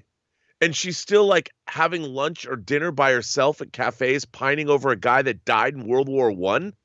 To me, I'm like, this is what our superhero is thinking about. What about the rest of the 20th century? She was around when man landed on the moon. And she's still thinking about Steve Trevor? Let me disagree with you on that. And here's why. I'm going to disagree with that. Because one of the highlights, one of the narrative important things, like we always say, put the story first, was that, you know, she has, according to this movie at any rate, like in Batman versus Superman, she just hid away from the world. According to this movie, she says for 100 years, she walked away from the world. She walked away from the world for 100 years. Not. Yeah, they retcon that, obviously. Because in this movie, she implies that she has been spending her time trying to help humanity. And she has that one speech when she's talking to Steve Trevor about, look, I have done all of this. I help people. I do this. I've never asked for anything in return. And the cost to her has been a life of isolation and a life of loneliness and whatever. And there's only truly ever been one thing that she truly loved. And that was Steve. And she's never been able to get over that. And to me, narratively, that becomes important later on, because for her to step up and be the hero means she has to renounce the one thing, the only thing she's ever wanted for herself. That's the only thing she's ever wanted for herself. And she needs to take that step and renounce that one thing. I mean, I look back at movies like Robin Hood, Prince of Thieves. Like, nobody complains that Robin Hood's main motivation, all that, was Maid Marian, to the point that you even have, what was the name of his friend? Kevin Costner's best friend. But anyway, Morgan Freeman. But what's the name of the character? I can't remember. But anyway, when your best friend's Morgan Freeman, that's all his. All you need to know is more. But Morgan Freeman, like, as they're about to catapult themselves and maybe get themselves killed, and it's like, is all this over a woman worth it and worth dying for? And so we never have problems when it's that. So I don't know, that part to me, with all the things I didn't like about this movie, that was one of the elements that I personally kind of thought worked. But after 70 years, I mean, what, she didn't meet like someone like a flyer in World War II. I mean, World War II was the atom bomb was dropped on Hiroshima and Nagasaki. What does that got to do with who she loves? But I mean, and remember, she's not like you and me. She's not like you and me. She's probably thousands of years old. Like, I don't know how long she was on Themyscira. So to her, she just lost Steve yesterday. I mean, to her, I don't know. You know what? I just thought that was an easy narrative device that they used. I would love to have seen a montage of what was she doing for the rest of the 20th century, from the end of World War I to not falling in love. She's been living a life of isolation. But anyway, an isolated life where she actually has dinner at a cafe by herself on a walkway where every dude, like, if I saw Diana Prince if I was like 12 years old coming out of a movie theater and I walked down the road and saw her sitting alone at a cafe, I would have stopped and I would have said, "Hi, I know I'm 12, but you're an incredibly beautiful woman." And I would have walked on. There's no way. It was not portrayed. It was so weird the way they did that. Well, yes, that was weird. You and I are in complete agreement with that. Like, that was weird. Okay, hold on. We got 1,000 more questions to go through. We got to keep going. But I agree with you on that point. All right, next up. An anonymous viewer writes, in A New Hope, Vader tells Obi-Wan, "When I left you, I was but the learner. Now I am the master." Do you think, since Disney seems content to slightly break canon for the Obi-Wan show, that Obi-Wan and Vader will have a duel and Vader will lose? Well, I mean, one of the things that they did say was that they are going to have another duel. I mean, that's the thing. They said there's going to be a rematch in this. And yes, do all the semantic dancing around you want. They are clearly breaking canon by doing it. The clear implied message of the movies was that was the last time they saw each other. Now they're changing it. Fine. As if it's for the story, I'm okay with it. Rob, don't go there. It was clear. The message of both the original Star Wars movie and of the prequels was, the implied message was, this was the last time they saw each other. And now they're changing it. Wait a minute. I don't necessarily. All he said, "When I left you, I was but the learner. Now I am the master." The last time we saw Vader and Obi-Wan meet canonically so far was on Mustafar. Yes. And Obi-Wan had the high ground. There's nothing to say that they didn't meet, because when he says, when Vader could have meant when I saw you, I was but the learner, meaning I was still your Padawan, but I could have been, he wasn't Vader yet. Yeah, you can play the semantics of that. Sure, you can twist the semantics around, but clearly the implied message of the original movies that all Star Wars fans all understood for decades was that once they had that battle on Mustafar, that was the last time we saw it. That was always the understanding. Well, but you're adding now that. They're adding it. And I'm okay with that. Like, I'm okay. A few years ago, I wouldn't have been okay with that, but I'm okay with that if it's to tell your story. Because to your point, story comes first.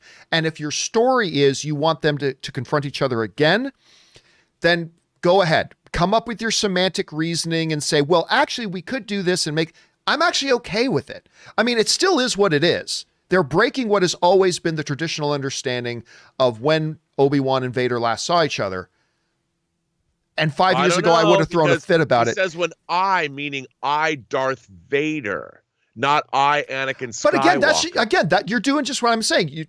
Now you're twisting semantics. Rob, before this new thing, all Star Wars fans understood that was the last time. But now that we're introducing this, we're coming up with these semantic workarounds. And I'm okay with it. Again, I'm okay with it, but it is what it is. It was always the understood. We all for decades understood that was the last time they saw each other. And now we're changing our understanding of that. And we're finding loopholes in the wording to make it possible. And that's okay. But I'm just saying, it doesn't mean we ignore what it is we're doing. They are kind of changing things. Yeah, but I mean, that's a pretty vague. There's not a lot of specifics in his statement. I agree. It was implied. I agree. That's why I'm saying that was the implied message. I 1,000% agree. All of Star Wars was only going to be a one-off anyway. Yeah. So anything it was just absolutely okay. Everything after Star Wars has been made up. So did I lose? Oh, no, we're still here. Okay, I didn't lose it. All right, an anonymous viewer writes, in 3 main events for the UFC in January, Kazma versus Edward, that is like the highlight fight for me, even more than McGregor versus Poirier. Holloway versus Qatar, McGregor versus Poirier. Who do you have winning? I have Khamzat by submission. This dude's an animal, by the way. And I see him winning by submission as well. Holloway via decision. I do see Holloway winning. I see Holloway winning by knockout. I do. I see Holloway winning by knockout. And McGregor via second round TKO. I think McGregor wins by, I'm cheering for Poirier, but I think McGregor wins by decision. Poirier, there's something in his blood right now that last fight, Dustin Poirier fight, that dude took a lot of damage and he just kept going and eventually won that fight. So I don't think McGregor's going to knock him out, but I do think unfortunately, I think McGregor wins that by decision. All right, John, yes. I know you we've been to Vegas together and I know you like to play poker. Do you ever bet Do you ever bet on MMA fights? Can you bet on them? I don't. Yes, you can. Almost every hotel there has a sports book. Right. And I've been there with buddies before. And on a Sunday morning, we go to the sports book and, drop $50 on something on a game. But I have never bet on a UFC fight. And the one time I really regretted that, was Rampage Jackson versus Chuck Liddell. That was the one time. Hold on a second. Let me see if I can bring this up. Jackson versus Chuck Liddell. Because Chuck Liddell was the massive betting favorite. He was the massive betting favorite in that fight. Yeah. And I'm like, have you guys seen this? Like, I really? He's the favorite? And I thought about, if there's ever a time to go and put money on a fight, I would want to go and put money on Rampage Jackson. And I didn't. And Rampage Jackson ended up winning that fight. Okay. Let's keep going here. I'm Batman writes, so that's why the New York Knicks have been terrible for such a long time. I am not going to say what that's from, because it could be considered a spoiler. All I'm going to tell you, I'm Batman, is when, as a sports fan, when they said that line in that movie, I laughed my ass off. That to me, as a sports fan, that was the funniest line of the movie. Again, I'm not going to say where it's from, but it was really, really funny. I love that moment. All right, Jonathan writes, my quick movie review of Soul. Not the best Pixar, but it definitely has soul and is beautifully animated. Concept can get too weighty, but its message does shine through. Mad that I didn't see it in theaters. Grade B+. I'm very much in agreement with you, Jonathan. I don't think it's one of the top Pixar movies, but it is a solid entry in the Pixar pantheon. And the moral of the story was one of the best they've ever had in Pixar. It was absolutely beautifully done. It is a beautiful film. It's a beautiful film. I have probably about 4 or 5 other Pixar films I would put ahead of it, but it is a wonderful, beautiful film, and I enjoyed it a great deal. Anonymous viewer writes, hey, John, I just finished watching Wonder Woman 84. To avoid spoilers, I'll say that I enjoyed hearing a familiar BVS track that Jenkins used, and a Wonder Woman scene that I'm almost 100% sure was influenced by my favorite Man of Steel scene. Your thoughts, and thank you. Well, I've already kind of tracked that I really liked a lot of the music in it. I thought the music worked in the film. The right tones were struck at the right scenes. Again, I spent about 5 hours whining and complaining about the things I didn't like about the movie, but that is one of the things that does stand out to me, Anonymous. It really does. And I enjoyed that part of it. One of the reasons why I don't completely hate the movie. There are several reasons I didn't completely hate it, and that's one of them. All right, Eduardo O'Neill writes, I have just graduated as a software engineer, and because of the emotional toll of the last 2 years of it have taken on me, Soul hit me like a brick. I was crying. Wow. I was crying and out for like the last 30 minutes thinking of my career and maybe dangerous obsession. Listen, did you have a chance to see Soul yet, Rob? Nope, I'm watching it this afternoon. I will tell you what. The movie, here's the best thing about the movie. What you think is the moral of the story of the movie for the first full half of the movie is a very traditional moral of the story that a lot of movies have. And then once you get about halfway through the movie, you realize, and our characters realize, what you think is the moral of the story is actually the complete opposite. The actual opposite is what the moral of the story is. And then they play it out. And I tell you, there was a moment that for about 5 minutes, when I realized what they were actually going for, I almost tuned out of the movie for about 5 minutes because I was just thinking about what the moral of the story was. And they play it out beautifully, and I can't wait to talk to you about it once you have a chance to see it. All right. Thanks for sharing that, Eduardo, man. I really appreciate that. All right, one last question while we've got Rob still here. Michael Bradley writes, hello, John. Saw Wonder Woman 84 in IMAX and had a great time. Not as good as the first one, but solid, and nothing beats the movie theater experience. I'll tell you what, Rob, there were several parts of that movie that all things that you saw in the trailers, the car caravan action sequence, the fight with Cheetah, the flying in the plane. There were several parts of that movie that I thought, I like these scenes and everything, but man, this would be, especially when they're flying above the fireworks in the clouds. I just remember thinking, man, I wish I was watching this in a theater and a big screen. Yeah. And was there any moments in that film that you thought to use like, man, if this was on a big screen, this would be an even better experience? Well, I have to say there's something really weird about, we've been talking about the music. There's a piece of music in Wonder Woman 84 where I'm like, this piece of music is from another movie.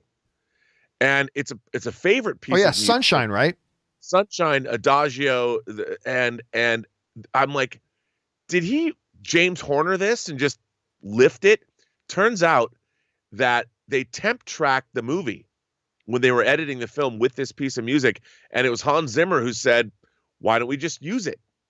And they licensed the piece of music, and Hans Zimmer recreated his version of it, which I thought was really strange. But when that piece of music was playing, I have this emotional response just to that piece of music because I love it. It was when she was, flying, and I was like, I want to be in the dome, man. I want to be in the Cinerama Dome. I want to be in my favorite seat. I want to be sitting there at the balcony level in the front row M, with my popcorn and my Diet Coke, and the music, and she's soaring, and I'm just like, gosh, I miss movie theaters.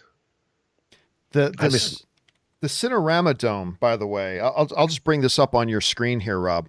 The Cinerama Dome is this iconic theater in Hollywood. I love it so much. That's got this. First of all, it is literally in this giant dome. By the way, you see it. You see this dome in the opening of Entourage.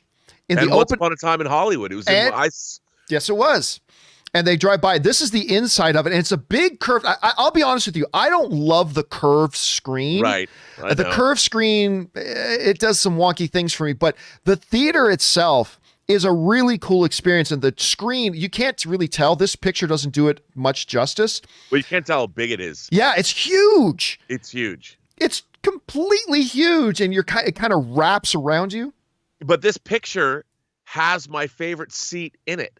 So if you go to the right of that photograph and you see that little boxed area there, that's on the top, that banister, the wood banister. If you think about, if you go in the middle of that little box, row M, like right down there, that's my favorite. Right here, seat. Where my mouse is moving. No, go to the right, because it actually doesn't.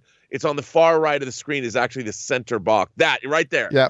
That's my seat, man. That's that front seat. That's where I sit. I have to get those seats whenever I see a Marvel movie or a big release, Star Wars. They put new laser projection in for Force Awakens. That's where I sit, man. And I had no time to die tickets. I had my favorite tickets for there. You had your Cinerama Dome? Yes, I had I bought them like when they went on sale 2 months in advance. I was waiting until the actual moment. I went click. I'd pick my seats out. And that was for April of 2020. And I get a notice back from like 2 months later. They're like, we will refund your money. I'm like, I don't want my money refunded. I just want to see No Time to Die in my favorite seats. Yeah. And this is, by the way, this is right in Hollywood, on Hollywood Boulevard. And it's connected. You see that kind of glass building behind it. It's connected to another very popular Hollywood film called the ArcLight Cinemas in Hollywood, which is very, very popular. And the Cinerama Dome, though, that's where Rob likes to see his movies. Well, listen, Rob. I do. And, 2001 opened there. People used to trip out when they watched the movie in that theater. It has a long, very storied history. And when I moved to LA 32 years ago, that to me was like the holiest of holies, was the Cinerama Dome. Well, Rob, still is. Who am I kidding? It still is. Thanks a lot for being here today, man. We still haven't decided if we're doing a show tomorrow or not. I think we might. And we'll figure that out later for sure, a little bit later. But in the meantime, Rob, where can people follow you and your adventures online? Well, you can find me on Instagram at Robert Meyer Burnett, find me on Twitter at BurnettRM, or find me on my YouTube channel, The Burnett Work, where 4 films debut in the next couple hours for the Intergalactic Imagination Connoisseurs Film Festival. So go check them out. All right, Rob, thanks a lot for being here, man. And I will talk to you later today. Have a good one. All right, man. See you later. Ciao. All right, guys, that is the one and the only, the great Mr. Robert Meyer Burnett. So we still have some time. So let's keep on going through your questions here. All right, next one up. We've got, that was Michael Bradley, I think we just read. Okay, next up, Jonathan writes, my quick movie review of Wonder Woman 84. What a marvelous, amazing, timely movie. If a movie is as good as its villains, then Wonder Woman 84 is gold standard. Funny, quirky, with this 1984 setting, and touching. This movie has it all. Light on action, but compelling nonetheless. Wonder Woman 84 is one of the best DCU has to offer, and I wish I had seen this in theaters. Fantastic through and through. Grade A+. And that, I'm glad you mentioned that, Jonathan, because while there are a bunch of people who really didn't like the film, and I personally found it very disappointing, it's good to remind it that there's a lot of people out there who really do quite like it. A lot. As a matter of fact, as of right now, Wonder Woman has higher audience ratings or Wonder Woman 1984 has higher audience ratings and higher critic ratings than Batman versus Superman, than I think Suicide Squad, than a couple of the big DCU films. All I can say, Jonathan, is I wish I had your experience. I want to love every movie I see, and I want everybody to love movies they see, even if they're movies I don't like. And so I'm envious that you had such a positive experience, because I'm just jealous, because I wish I had that positive experience. I did not, but I'm glad you did, and you're not alone. There are a lot of people out there who really like the film too, so good on you, Jonathan. All right, next up, Frank Derrick writes, Luke to Grogu. You will be the first student at my new training temple. This is my nephew, Ben. He'll be your roommate. Grogu, I've got a bad feeling about this. Well, also remember, I don't even think, this was a discussion that came up, I don't even think that Ben was born yet. I have to go through and do the actual year chart, but I don't even think when Mandalorian is happening, I don't think Ben or Kylo Ren had even been born yet. Maybe he was, I don't know, but that would make a good comedy. Darklock63 writes, enjoyed Wonder Woman 84. It has some issues, and I really wish they had used the delay that they had to clean up the CGI. Really needed to be in theaters. Man, I'll tell you what, I'm not going to pretend it's a major important issue, but there were some CGI in this movie that was fantastic. There's some CGI in Wonder Woman 84 that is wonderful. That said, there was some really bad visual effects too. Like, that really stood out. And while I love the golden lasso, it looked terrible. So that's one of the critiques that I had about it as well, Darklock. But I'm glad you enjoyed the film overall, man. All right, next up, Kara Black writes, my personal top 20 superhero films. Number 20, Captain America, the First Avenger. Number 19, Deadpool. Number 18, Batman vs. Superman Ultimate Cut. Number 17, Superman Returns, a very underrated and underappreciated film that's ahead of its time. I like Superman Returns. It's a terrible comic book movie, but it's a pretty good movie. And I really like Brandon Routh in it as well. Number 16, Shazam. I really love Shazam. Number 15, Black Panther. Number 14, The Avengers. Number 13, Winter Soldier. Number 12, Civil War. Number 11, Superman the movie, the original with Christopher Reeve. Number 10, Man of Steel. Number 9, Batman, Mask of the Phantasm. I did like Batman, Mask of the Phantasm. One of the very few animated comic book movies that I really liked. Number 8, Logan. Number 7, Wonder Woman. Number 6, Infinity War. Number 5, Aquaman. Number 4, Wonder Woman 1984. Really? You got it that high up? Number 3, Endgame. Number 2, Batman Begins. And number 1, The Dark Knight. Yeah, a lot of people out there still have The Dark Knight as their number 1 all-time best comic book movie. I have it in my top 3, though. Like, my top 3 comic book movies of all time are Avengers, Dark Knight, and Logan. To me, those are the 3 best ones ever made. But it's really neat seeing that you've got Wonder Woman 1984 ranked so high. Thank you for sharing your list with us. There's some great movies in there. Man of Steel, Logan, Endgame, obviously Dark Knight. That's a good one. Thanks for sharing that with us, Kara. All right, next up, Hal 9000 writes, hey, John. So over the holidays, I've watched the new Kaylee Kuko show on HBO, The Flight Attendant. I've heard good things. I want to watch this. And holy cow, she can really legitimately act. The show was just like, okay, so good, but her performance in it was top notch, thumbs up. Really, I've heard very good things about the show. I've liked the ads. I think the trailers have looked really good. And I've got a few things I got to catch up on before getting to The Flight Attendant, but that's one of the shows Ann and I have looked at each other and said, yeah, we got to watch that. So I think we will get around to watching that one sooner or later. Thanks a lot for that, Hal 9000. All right, Ryan Lohner writes, if you pause Soul at 22's giant wall of name tags, there's some neat Easter eggs. Best of the one Best of all is one of her mentors was Joe Ranft. Well, I don't want to go into the details of what it is you're talking about because that can get spoilery. So I don't even want to mention who 22 is. But I will say that 22, that character, when I saw the early previews for Soul at D23 ages ago, they showed us some early preview stuff at D23 a lifetime ago. I remember the 22 character was like, okay, this one's going to get a little bit annoying, but it actually became really great. And that, I know the scene you're talking about, Ryan. All right, next up, Boris writes, hey, John, I just got back from seeing Wonder Woman, and I have to say, I'm really disappointed. My friend who was with me loved it, but I felt so let down by it. I got bored and didn't really like the vibe they went for. I hoped you liked it, though. Thanks. I didn't like it, but I didn't hate it, but I didn't like it. But this is really, this whole chat is a great example of just how divided a lot of people are. We've just heard from a couple of people who really like it, and now we're hearing from people who don't. I wish I had your buddy's experience. Like even you, your buddy liked it, you didn't. And hey, you know what? That's film, man. That's movies. Some movies are art, and when you put up a piece of art, sometimes it'll hit some people in a beautiful, powerful way, and sometimes it'll hit other people completely differently. And Wonder Woman 84, for me, unfortunately, was one that I walked away from ultimately feeling pretty disappointed in and let down by. Not a flaming car wreck like some people make it out to be, but disappointing and unfortunate nonetheless. I can't recommend the movie. I can't recommend it, I guess, especially after my second viewing. But I'm glad your friend did, and I wish we could have liked it as much too, but it's all good. All right. Thanks for that, Boris. Garden Variety Vagabond writes, John and Rob, just missed Rob. How much did you grin when you heard Robert Rodriguez shot the Tess Boba Fett fight scenes with his kids and his action figures? Oh, I never heard that. But have you seen though? Let me see if I can find this. Baby Yoda, Robert Rodriguez. Let me see if I can. You guys have seen this though, right? You guys have seen this?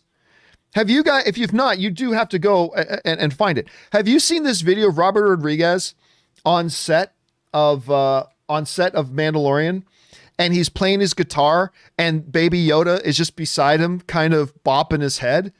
It's awesome. I don't know. They've got it? Let me see if I can play this. I'm going to mute it, but maybe I'll turn the music for a second. Look at Baby Yoda bopping his head to the music. I don't care. I could watch that all day.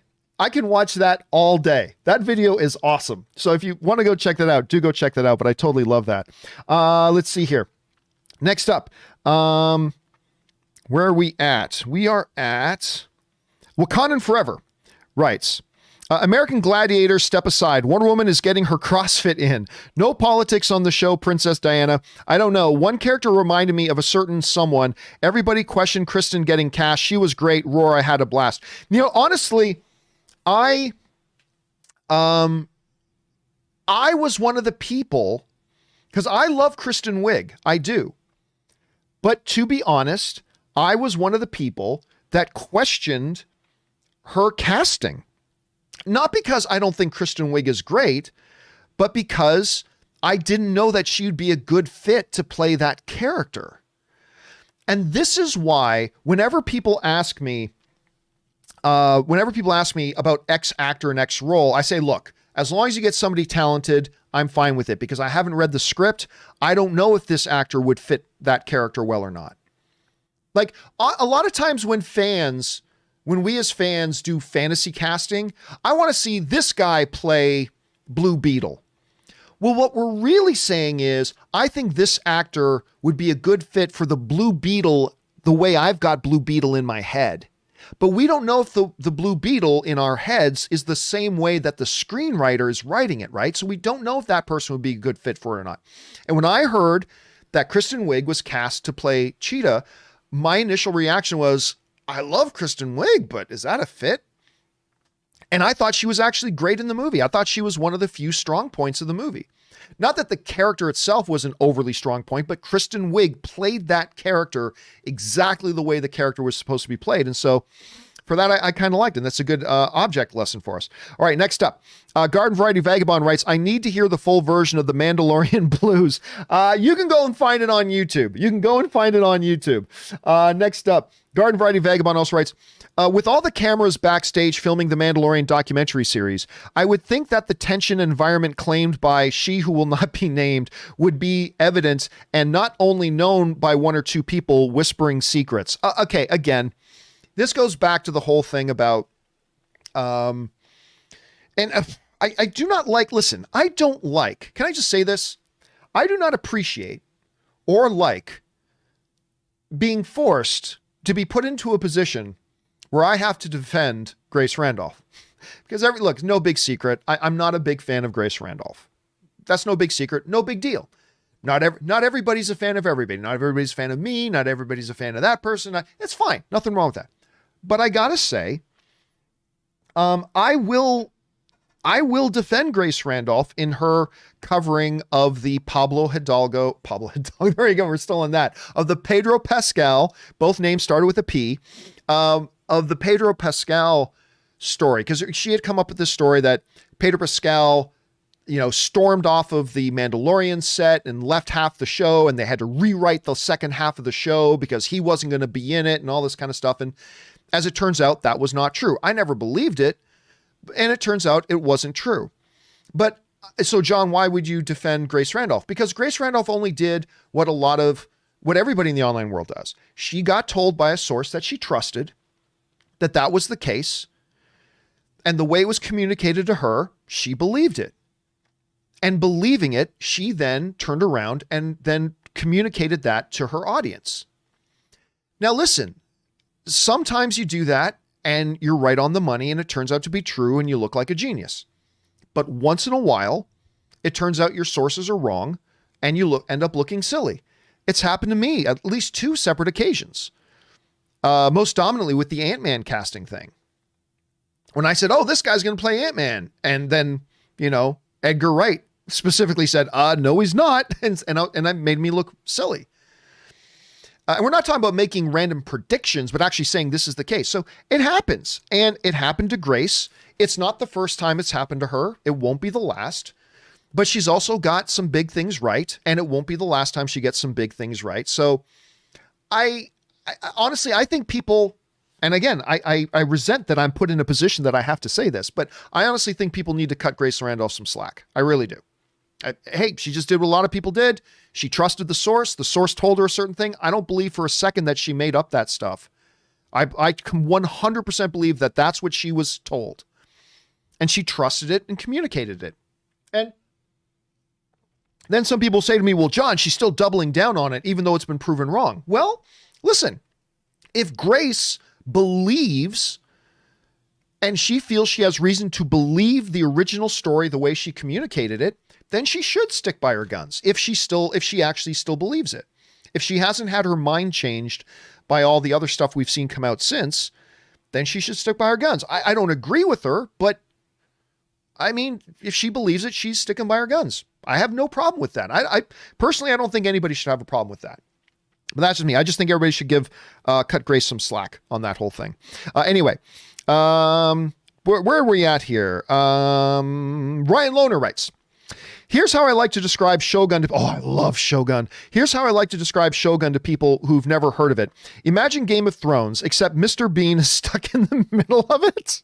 What? Screwing up everything he touches, and everyone's trying to figure out what to do with him. I don't know if I would say that Chamberlain played a Mr. Bean sort of character, but you're right. You're getting into this feudal age. This fish out of water Englishman explorer is dropped in the middle of all this high drama.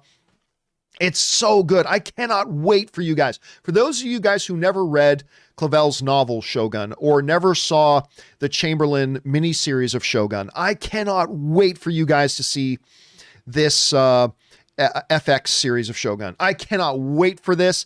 It is honestly, man, it might be the thing that got me most excited out of the Disney announcements was Shogun. I mean, I just freaked out about that. I'm so excited for it. I can't wait for people to watch it, Ryan. All right. Nosferatu writes, Dolores. I'm not quite sure what that's a reference to. What was it? What is that? Guys in the chat board, what is Dolores a reference to? Anyway, I'll move on for now. Thanks for that in Nosferatu. Next up, the Wakandan Forever writes, Pixar did it again. Everyone watch Soul.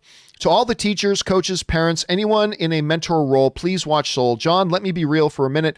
Wakandan/Black community, they did their homework and did us right. They really did bring the soul. They really did.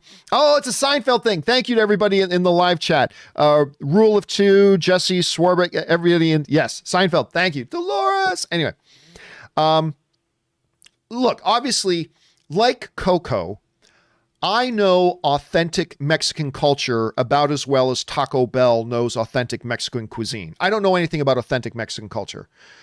All I know is that it felt to me, as somebody who is not Mexican and doesn't know, it just felt so grounded and heartfelt and real. I needed other friends of mine who have Mexican heritage to tell me that, yeah, they really nailed this thing. I obviously do not know African-American culture very well. All I know is that it felt really good to me when I watched it. And I've had a lot of other people now communicate to me that they felt really good about it. So, and it is a wonderful, beautiful movie. And also, oh yeah, by the way, Marta has also pointed out, don't forget Dolores is also the Westworld character, but Dolores, that was definitely a Seinfeld reference. All right. Thanks for that. Wakanda Forever. Sloth is Legend writes, John, Wonder Woman 84 is an awkwardly paced mess. I'm not going to disagree. The first 70 minutes feel like a slow, cheesy origin story with some rom-com. Then it flips on a dime and turns into a full-on superhero sequel for the last 60 minutes. The two halves felt disjointed. Agree, disagree. Yeah, I don't disagree. And that's not the main problem of the movie, but that is one of the problems of it. It really does feel like a tale of two movies. And neither of them were done particularly well. The first part, nostalgia, 80s, even though they didn't have much nostalgia, 80s, quirky, funny, cheesy sort of thing that they were going for, didn't quite work well. The second half, more traditional superhero kind of thing, didn't quite execute well, and they didn't fit well together. That's just me. The two parts didn't actually fit all that well together. That's just my take on it. Others will disagree. All right. Glenn Tracy writes, Wonder Woman 2, where was the action? There was the mall scene, Egypt scene, and Cheetah. 3 minutes, poor fight. I actually thought the Cheetah fight was pretty good. It was very short, but I actually thought the fight was pretty good. They could have kept Cheetah in the human form and maybe saved her for the future. Felt the movie never got out of second gear. Yeah, I agree. And listen, while 3 action set pieces is enough for a superhero movie, if the 3 action set pieces legitimately feel like big screen action set pieces, the mall scene was not. The mall scene felt silly and weird and did not feel like a superhero action set piece. It felt pretty lame, actually. The car scene was good. I dug the car scene. The car scene for me worked quite well. The car caravan scene, I thought that was a really well done scene, to be honest with you. I thought that one worked. I felt the kind of thrills of it when she's under the car, had that Indiana Jones feel to it. So I felt like that one worked. I also liked the Cheetah scene, but to your point, it was well too short. And a fight with Cheetah should not be your preliminary event. The fight with Cheetah should have been the main event. Not the secondary bad guy that Wonder Woman's got to get through to get to the main bad guy. The culmination of a fight with Cheetah should have been grander, longer, and all that kind of stuff. As a 2 to 3 minute scene, did it work? I thought it did, but it was not a great final set piece for a comic book movie. So I in general, I agree with you, Glenn. I do. Even though I did think that the Cheetah scene, the fight scene was good, it just wasn't enough. And certainly not the climax of your film. And so anyway, yeah, there's that. All right, next up.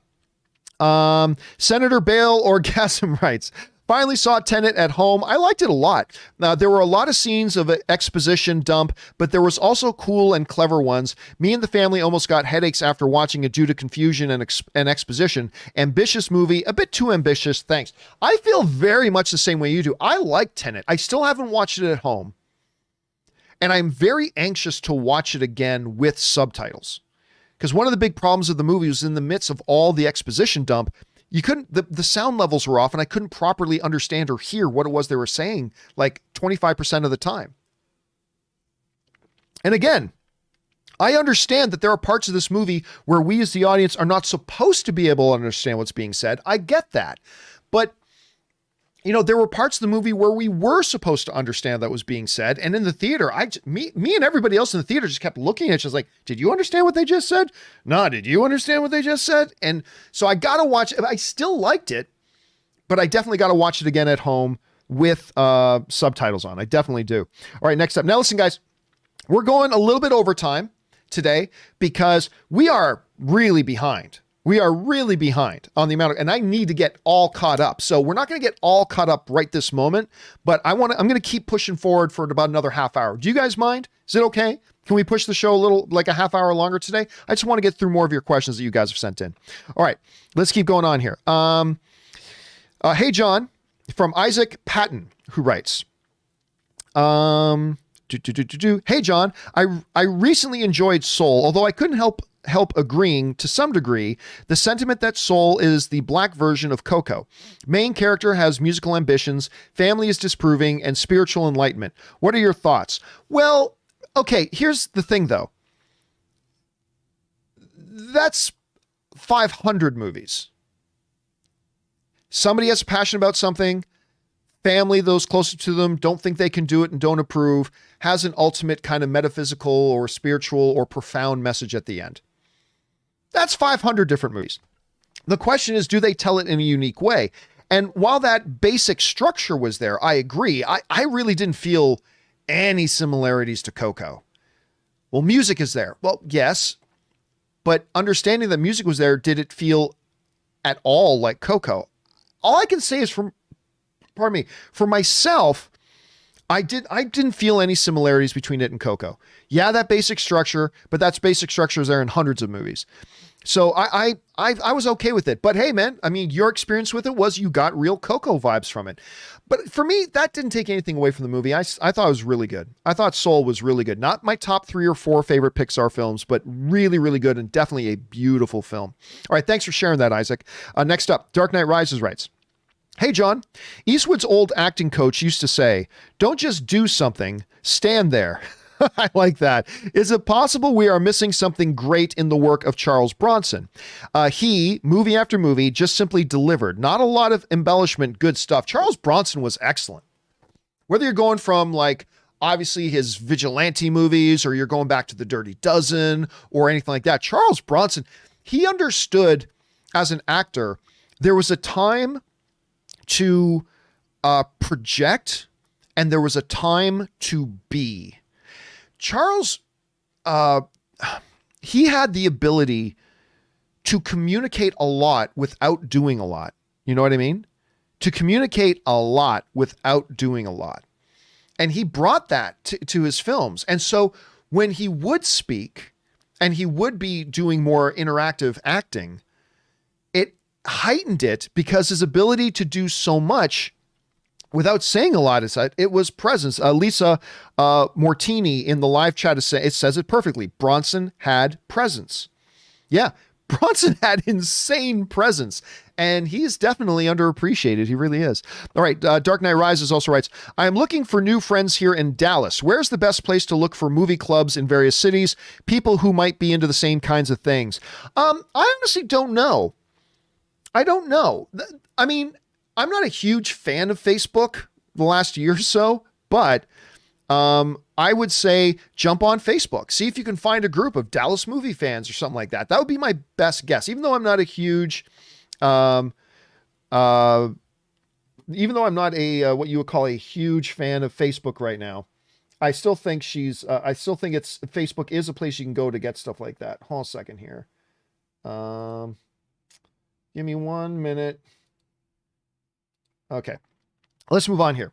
Next up, Isaac Patton writes, hey, John, with Marvel deciding not to recast for Black Panther, I started pondering a particular woman to take up the mantle. One who's proven warrior, loves Wakanda, and on great terms with the royal family. My vote, Okoye. What are your thoughts? Okoye can't.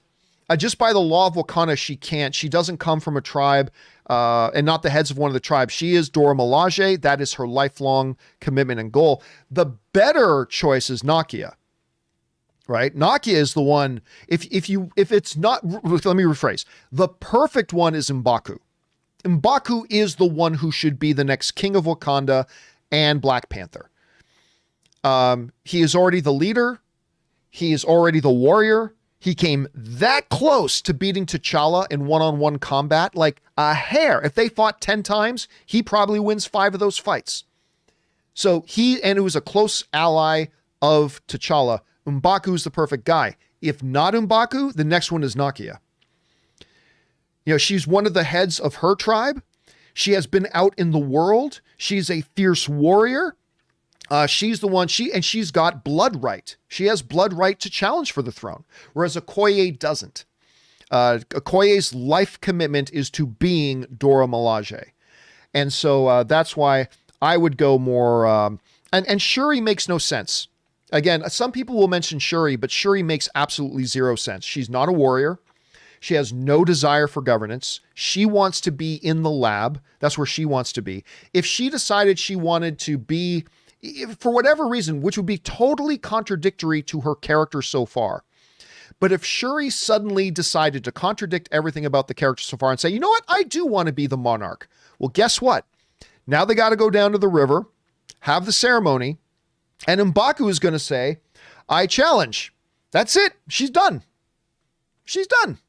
Or Okoye, like who is, or Nakia, I should say. Nakia, who is also going to be the queen. She was going to be T'Challa's queen. She has a right to challenge. And who is Shuri going to beat in a fight? None of them, right?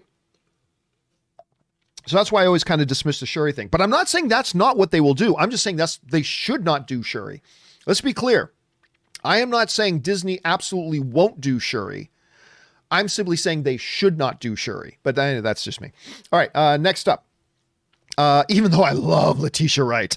I love Letitia Wright. And I love the Shuri character, but she shouldn't be the new monarch. Anyway, Dainosar writes, your argument of breaking canon about the Darksaber transfer didn't make sense. Doubt Favreau and Filoni being detail-oriented created a contradiction with something that Filoni created. Vader reveal broke canon too, according to your line of thought. No, listen. Filoni and Favreau already did break several elements of Star Wars canon. Yeah, actually, if you go back to just episode 1 of season 2 with the Marshal, right? The Marshal first got introduced in the Star Wars, why am I freezing on the name of the Star Wars books that just came out a couple of years ago? Guys in the live chat, I'm freezing on the name of the books. But anyway, they introduced the Marshal in those books, and then they brought that character into Mandalorian season 2, episode 1. And I thought the character was great. Love the character as being great. Aftermath, Colin Z's, thank you. Yeah, the Aftermath books. And they directly, thank you, Colin Z and Thomas and Sean and Yellow and everybody in there. They directly contradicted. They got a couple of the elements of the Marshal and his backstory correct in with the books, but there's a couple of really good YouTube videos explaining the differences between Marshal in the book and Cobb in the show. And they directly contradict a lot of things. And I'm okay with that. I'm okay with that because that was for the purpose of their story. For the purpose of their story, this is what Marshal's backstory is. This is what Cobb's backstory is. And even though it directly contradicts canon and what they wrote in the books, I'm okay with that. So there's that. And listen, they're going to do what Favreau is going to do is they are going to use semantics and backtrack to find semantic loopholes to make it work with the Darksaber. Just like they did with Mando never taking his helmet off. Because we're all like, the Mandalorians, in everything we've seen on screen, the Mandalorians have never had an issue with taking their helmets off. So what they did was they went back and wrote something to make it fit in. Right? And it worked. It worked. he actually comes from this sect that will never take off their helmets, and they live in isolation from other Mandalorians, and it works. But they specifically went back and wrote that so it could purposely fit in. That's what they're going to do with the Darksaber. And I have no issue with that. But they're going to find some way to write something new to make it fit in with the lore of the Darksaber, even though in the show it directly did something else, just like they did with the Marshal. They bring in the Marshal in season 1, and his backstory absolutely completely contradicts a lot of elements from the books, and it's okay. It is what it is. All right, next up. Dark Knight Rises writes, what makes a star a star? I read somewhere it's a combination of charisma, leadership, and talent. My sense is a George Clooney already had something long before he made it big. It's almost something he couldn't help. What's your take? It's a good question. I believe you're right. There are some people you look at and you just go, oh my God, that person's a star. Like, I remember James Franco. Before Franco was a big name, and he appeared in the first Spider-Man movie. He had already, I mean, that wasn't his first thing, but nobody knew the name James Franco. And I remember when I first saw the first Spider-Man movie, one of the very first things I ever wrote was, that dude is going to be a star. He's just got something about him. And sure enough, he went on with Oscars and blah, blah, blah. But not as hot right now as he was, but I just knew he was going to be a star. A lot of people knew when Dwayne "The Rock" Johnson was transitioning into movies, even though he didn't have all the acting ability in the world, especially when he started out. He's gotten a lot better. But a lot of people just knew that dude's a star. And you're right. It's a combination of presence, of natural charisma. There's just something some people carry. It's an intangible that just, they're a star. So yeah, I agree with that. All right. Next up, Darklock63 writes, had an issue with a biplane pilot flying a modern fighter F-111, especially without a flight/G suit. Let's steal random guy's body, do various things, including getting shot at, and with it and poor CGI. I agree. Listen, I get it. In Wonder Woman 84, the idea of piloting something, there are some basic foundational things that work. It doesn't matter what. It doesn't matter if you're flying an old World War I biplane, or whether you're fighting a modern jumbo passenger jet. There are certain principles about flying that are the same. That being said, the technology and the fact that he was just able to get it to hop into this plane, he's never even been in this era. He hops in the plane. Okay, let's see. Oh, ignition. Where are the propellers? No propellers. Okay, I know how to handle that. And he just magically knew how to fly the plane. I love the flying scene. I do. I love the way they're flying over the clouds. It was beautiful, but the way they got to it was, that was a little questionable. Darklock, that was a little bit questionable. Dark Knight Rises writes, what's your opinion of Michael Douglas? His dad, Kirk, tried to steer him away from the business, but seeing his career, he's had great instincts. Instincts? I see what you did there. Maybe no pun intended. I think he's one of the most underrated actors, even with the Oscar, considering the range of his work. Oh, I don't think 1 second that Michael Douglas is underrated. No, Michael Douglas is not underrated. People know Michael Douglas, and he is completely celebrated. He's fantastic. As a matter of fact, let me see if I can. I'm not sure I'm going to be able to find this, but I hope I can. I might have shown you guys this image before. It's one of my absolute favorite pictures. If I can finally find it and come across it here. But Michael Douglas, I remember if it wasn't for Michael Douglas, Robin Williams would have had multiple Academy Awards, because the year Michael Douglas did Wall Street,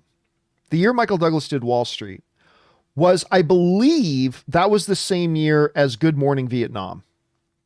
And that was a movie that Robin Williams, a lot of people thought was going to get his first Academy Award. A lot of people thought that was going to be his first Academy Award, was Good Morning Vietnam. I think that was the same year as Wall Street.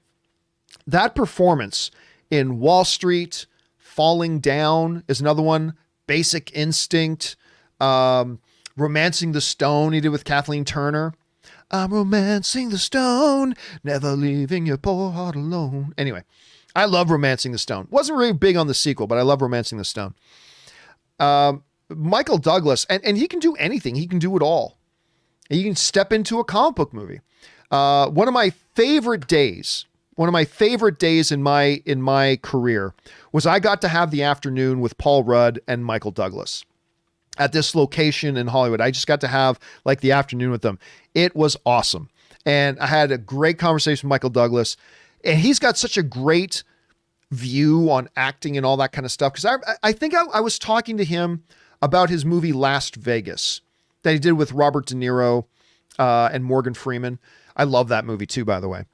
I was talking to him about that. And I remember I was asking him, and I asked, what are the, what is it that attracts you to this particular movie? Like, what are you looking for a movie you want to be attached to? And he looked at me and he said, honestly, I said, yeah. He's like, man, I'm an actor for hire. This is my profession. This is my job. He goes, I don't want to overly romanticize it, but I am an actor for hire. And when somebody thinks, hey, I would be good for their project, and they say, we think Michael Douglas would be good for our project, and they want to pay my rate, I am here to serve. I'm an actor. You need me to act? There's my rate. And if you want to pay me my rate to come and be it, then I am here to serve. And I remember thinking it was one of the most down to earth, grounded kind of views that I've heard from an actor describing being in the profession of being an actor. A lot of actors like to over romanticize it. I need to find a script that speaks to me. And I have no problem with that. I'm not mocking any actors that do that, but that's what you often hear, right? It was really cool hearing from Michael Douglas just saying, hey, I'm an actor for hire. If you think I'm good for your movie and you want to pay my rate, then I am here to serve. What do you need? And I just thought that was a really cool down to earth way. So I love Michael Douglas. And what an icon his dad is. Like trying to be an actor in a business where your dad is Kirk Douglas, where your dad is Spartacus. I mean, that must have been an insane amount of pressure, but he handled it great. And I totally love the guy. All right, let's see. That's my opinion of Michael Douglas. I think the guy's great. All right. Dark Knight Rises writes, hey, John, I sometimes wonder if anything happened to Richard Dreyfuss. Just saw him. What was that really? What was the movie he was just in with Mads Mikkelsen? He was just in a movie with Mads Mikkelsen, and it was a Netflix movie, and I'm forgetting the name of it, where Mads Mikkelsen plays a character called the Black Kaiser. Do you guys remember the name of the movie? Where Mads Mikkelsen plays this hitman character. It was just on Netflix like a year and a half, 2 years ago, and he was called the Mads Mikkelsen plays a character called Black Kaiser. If you guys know the name of it, please fire it in because I'm freezing on it. But anyway, I remember seeing Richard Dreyfuss pop up. Polar. Thank you, Quirky Joe. Quirky Joe, Austin Riz. It's called Polar. A movie a lot of people didn't like. I got a bit of a kick out of Polar, but at any rate. And out of nowhere, in the middle of this movie, Richard Dreyfuss shows up. And I'm like, when's the last time I saw Richard Dreyfuss? Anyway, let's get back to the question. If anything happened to Richard Dreyfuss, Spielberg once said something about him having an everyman quality. I may not like all of his characters, but his talent for being interesting is undeniable. Any thoughts? He's always good. He's always good. I've never seen, from everything from Jaws to Mr. Holland's Opus. I mean, I've never seen him in something where I really didn't like him. Although I gotta say his appearance in Polar was really weird. It's like, it's only for one scene. And it's just for one scene, all of a sudden out of nowhere, hi, I'm Richard Dreyfuss. And Richard Dreyfuss is there and has this one scene. So you can tell they had him for one day and they forced this kind of cameo. It was pretty odd. But other than that, I really like Richard Dreyfuss. I always have. Dark Knight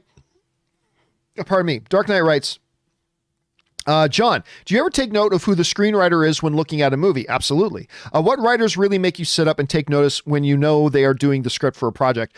Well, I mean, obviously there's some of the big names that you always go to when you're looking at writers and stuff like that. There are obviously a lot of big names, but I know when a movie comes out or when a movie gets announced, one of the first things I do, if it's not like one of the big major names writing, one of the first, because there are a lot of writers out there, right? A lot of very talented writers who they're not household names.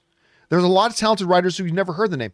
But I know when I have a press release or something come across that announces a new movie coming, one of the very first things I do is I go and IMDb the writer, because the first two pieces of information that most people want to know is who's starring in it, right? That's usually the big piece of information that most average film fans want to know is who's starring in it. For me, and you guys have seen us do this on this show, the first thing that I go and look for is who's writing it and who's directing it. Because those are the two most important pieces of information. I'll get excited about certain actors getting attached, but who the actor getting attached is not as important as who's the director and who are the writers. And that's usually the first thing I do. I usually go to IMDb right away.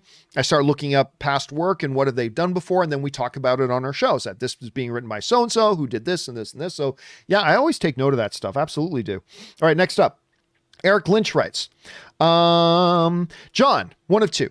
Cheetah definitely did not need to be in Wonder Woman 84. I would have preferred her being in Wonder Woman 3 with an end credit scene setting her up, but I could see the reason why she's in the movie. Who is Wonder Woman going to fight? She can't fight Max. He's not a physical villain, true. Do you think they should have taken Cheetah out of the movie and gave Max more powers like super strength and high durability, more on Wonder Woman's level, and still have the wishing powers so she can fight him in the fight scenes? Well, listen, I don't actually think that the main reason they kept her, and now I'm not inside the mind of the Warner Brothers executives or Patty Jenkins, so I cannot tell you definitively what their motivation was for keeping and having Cheetah in there. But I personally don't think that their motivation was because they have to have her fight somebody. Well, her fight scenes with Cheetah were really short. Like both in the White House and at the end, they were both very short and didn't have a lot going on with them. I think what Cheetah gave was an important secondary story. You can't just have a movie that just has one story, one plot. You got to have these side stories to kind of give a grander kind of overall feel to your story. You need your secondary quest, if you will. If we're going to talk in video game terms, you need a secondary quest, side quests. And having Barbara was kind of our avatar, a representative of somebody other than Diana. Our understanding of the temptation and the dilemma of the power of the wish for humanity and humans was Barbara. She was our representative for that. And understanding how she started off, why she would wish for what she wished, how getting what she wished would affect her, and why it would be very difficult for a person like that to give up their wish that they had granted. So personally, I think they did it more for narrative points of view. At the end of the day, do I wish they had used Cheetah in a different movie where she is the primary villain? Yes. But I mean, if you took her out of this one, then you would have had to have brought in another character to sort of fill that role. So it's a bit of a dilemma. I would have done things differently, but it's a bit of a dilemma. All right, next up. We've got the Wakandan Forever writes, one of two. John, I have to thank you and the community again for giving to Adopt a Family. You inspired me. I literally made a donation to Toys for Tots. That's awesome. After the show, in my 20s, I was homeless and spent time in shelters. Getting kindness and hope can have a transformative effect on a person when they need it most. It is more than just a little thing. I have firsthand experience, so I know what I'm talking about. John, you said that you didn't change their lives. Yes, you did. Oh, I appreciate that, man. And listen, so for those of you who don't know what Wakandan Forever is talking about, every Christmas, Ann and I do Adopt a Family, where you go to the city and the city will match you up with a family in need. And then you basically, buy presents and things like that so that family can have a Christmas for their kids that they may not have been able to do otherwise. It doesn't take a lot, but it's an incredible thing that getting to give a family a Christmas is great. So this year I invited you guys, if you wanted to contribute to what Ann and I were going to do for our Adopt a Family this year. I mentioned I wanted to get the daughter a laptop because they had no computer that she could use for school. And some presents. We want to get like a gift card to like a Walmart so they can get groceries or other family needs that they needed and blah, blah. I said, if you guys just use the Super Chat badge feature, then we'll just take all the money that comes with Super Chat. And you guys responded huge. And because of your response, we were able to get a significantly better laptop for the daughter than we were originally planning on getting. And we were able to give this a really good sized gift card to the family as well to meet some of their needs this season, stuff like that. And you guys gave this family It was a single, this year our family was a single mom with two daughters, with two kids. One is just a baby. And you guys were able to give that family not just a much better Christmas than they thought they were going to have. You gave them hope. You gave them feeling like, wow, there are people out there who will help other people. I mean, what you guys did, I mean, I could sit here for an hour and try to explain the good that you guys did by doing that, but I don't know how to properly put it into words, but you guys did an amazing thing and it was awesome. And I thank you very, very much for that. And all you guys who participated in that, thank you for that. All right. Thanks for sharing that, Wakanda Forever. All right. Next up, James LH writes, John, I sympathize a good Canadian in a country that doesn't celebrate Boxing Day.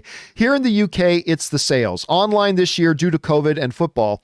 I like Christmas on Friday as we get substitute holiday on Monday and on Tuesday when Christmas is on Saturday. Yeah, listen, Boxing Day, that's one of the big things. Like, the thing about Canada and the US are very different places. And I'm obviously very much Canadian. Canada and the US are very different places, but we share 95% of the same pop culture.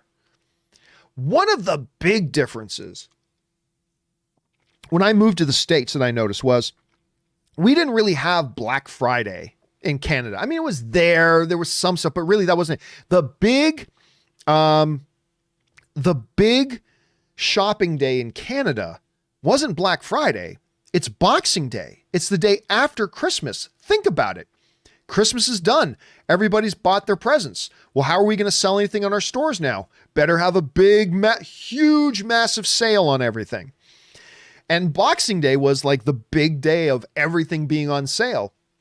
And I remember I would go with my dad in the morning. My dad would get up at like 5 a.m. and drive to Canadian Tire or some other store or whatever that would get their Boxing Day. And they'd have massive, like stuff like half off and everything. That was one of the big things. Thanks for that, James LH. All right, next up. Campea's New House writes, there's not many MMA shows, but you have to give Kingdom a chance if you're into MMA. However, it's not for everyone. I got to appreciate the sport because sometimes in the show they take you along with the fighters during camp, even the weight cut process. And if you don't watch MMA, you won't understand how stressful, but how important it is to make weight and what it can take out of you. But with the show, you don't just watch the fights, you go through the fighters, through the whole process and lifestyle and how hard it can be. So there's this, what was the name of the damn show again? Kingdom.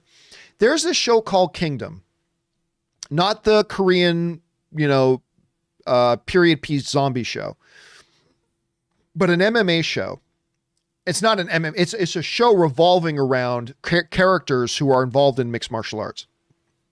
And even though I'm really in MMA, I didn't think the previews looked good. I didn't think the trailers looked good, but I'm hearing from more and more people that I should really check it out. And if I keep hearing from you guys, I might just have to do that. I had no interest in it, zero interest in it, but you guys keep talking about it and I just might have to give it a shot here at some point. All right. Scott Brown writes, I love DC and I'm a huge fan of the Suicide Squad, DCEU. Is that what you mean? Of the Suicide Squad, DCU? Man of Steel is my favorite comic book movie. Guys, please don't use acronyms when you write in because just write out what it is you're trying to write in. Anyway, Man of Steel is my favorite comic book movie, but if DC is going to continue to go backwards with cheesy BS like Wonder Woman 84, then I'm done with the DCU. Warner Brothers is taking all the progress comic book movies have made and throwing it away. I mean, here's the thing though, Scott. Let me say this. We as movie fans can be a real fickle, contradictory, sometimes hypocritical bunch, right? On one hand, and remember, I'm saying this as a guy who did not like Wonder Woman 84. But we as movie fans, we will often complain that, our movies don't try anything new or different. Or comic book movies are becoming too much the same. They're too similar to each other. There's just too much to it or whatever. Try something different. Try something kind of new or bold or whatever. So here they come along and they said, okay, let's set it in the 80s. We haven't seen a lot of superhero movies try to do something like that. Let's try to infuse something really different and new. Here's the problem. When you ask a filmmaker to take risks, then you have to accept that the bigger the risk, the higher the chances that it's going to fail, right? I did not like Wonder Woman 84, but I am not going to gang pile on Warner Brothers for taking a risk. They took a risk and it didn't work. Flat out didn't work. I mean, to some people it did work. Some people really loved it, and that's great. But for me, it didn't work. So they took a shot at something. They try to do something that's kind of different from other comic book movies that are coming out right now or the last couple of years. And they took a swing. And I give them credit for taking a swing. But just because you took a swing doesn't mean it worked or that you connected. You struck out. And they struck out. For me, with Wonder Woman 84, they struck out. But I never want them to feel like they shouldn't take chances. But if we as fans ask studios and ask filmmakers to take chances, then we've got to be ready that the chances more times than not won't work. And we've got to be ready to say, hey, that movie didn't work for me. Just so you know, I didn't like it. I thought it was bad on these levels. But please don't stop taking chances. Keep swinging. And when you swing and strike out, we as an audience will tell you that you struck out. But what we as fans should never do is like discourage studios from trying all sorts of different things. I want them to feel encouraged to try lots of weird different things and do wonky stuff. Try it. And if it doesn't work, we'll tell you it didn't work. But let's not discourage them from trying something different. So I will tell Warner Brothers, hey, Warner Brothers, I didn't like Wonder Woman 84. Good on you for trying something different, and please continue to try different things. But Wonder Woman 84 didn't work for me. That's just me for that. All right. Last question of the day, guys, and then we're going to have to wrap things up here. Tim writes, a lot of reviews for Wonder Woman 84 to be about careful what you wish for. I thought it was about beauty and loss. Characters overwrote their own loss/defect, and they needed more because it still wasn't enough, as nothing was earned. Diana wanted just one thing. I mean, again, there are times when things in a movie, they do something thematically where I really like the theme they're doing and trying with. Where thematically, that's a good theme. But just because you do the good theme, that doesn't mean it executes right? And I think you can make a distinction between the two. I loved the themes of what they were trying to hit on in Wonder Woman 1984. Both the themes of careful what you wish for and finding purpose and beauty in your deficiencies or in your loss, and finding meaning and holding on that the truth is still more valuable than anything else. I loved the themes. The themes worked. It just wasn't executed in such a way that they were very effective, right? But I do applaud the themes. I think they were going for the right things with the themes. Again, to me, it just didn't execute. All right, guys, that'll do it for this installment of the John Campea Show. Thank you so much for being here. There will be another companion video coming later today because we are still quite far behind on getting caught up, and I want to get caught up on all these questions. So if you guys have sent in a question in the last 24 hours or so and you haven't seen it come up yet, keep your eyes on it. I'm going to put up a companion video a little bit later tonight, and hopefully we'll get maybe not all the way caught up, but we'll get most of the way caught up. And I think we will do a show tomorrow. I think tomorrow will be the last show that we do for 2020. We won't do a show on New Year's Eve because I'm going to probably be busy with house renovation stuff on New Year's Eve. And then obviously we won't have a show on New Year's Day because, got to recover from New Year's Eve. Anyway, guys, thank you so much for being here. Thanks to Robert Meyer Burnett for bringing his awesomeness as always. Thank you to all you guys for taking time out of your day to spend with us here on the show today. And a special thank you to all you guys who have been sending in these live questions because number one, you give us great fun things to talk about. But number two, you support this channel while you do it. And all of us here involved with the show, thank you guys very, very much for that. Guys, don't forget, do the four main things. Stay smart, stay safe, take care of yourselves, and please take care of the people around you. That'll do it for me for now, guys. Thanks a lot for joining us. My name's John Campea, and until next time, my friends, bye-bye.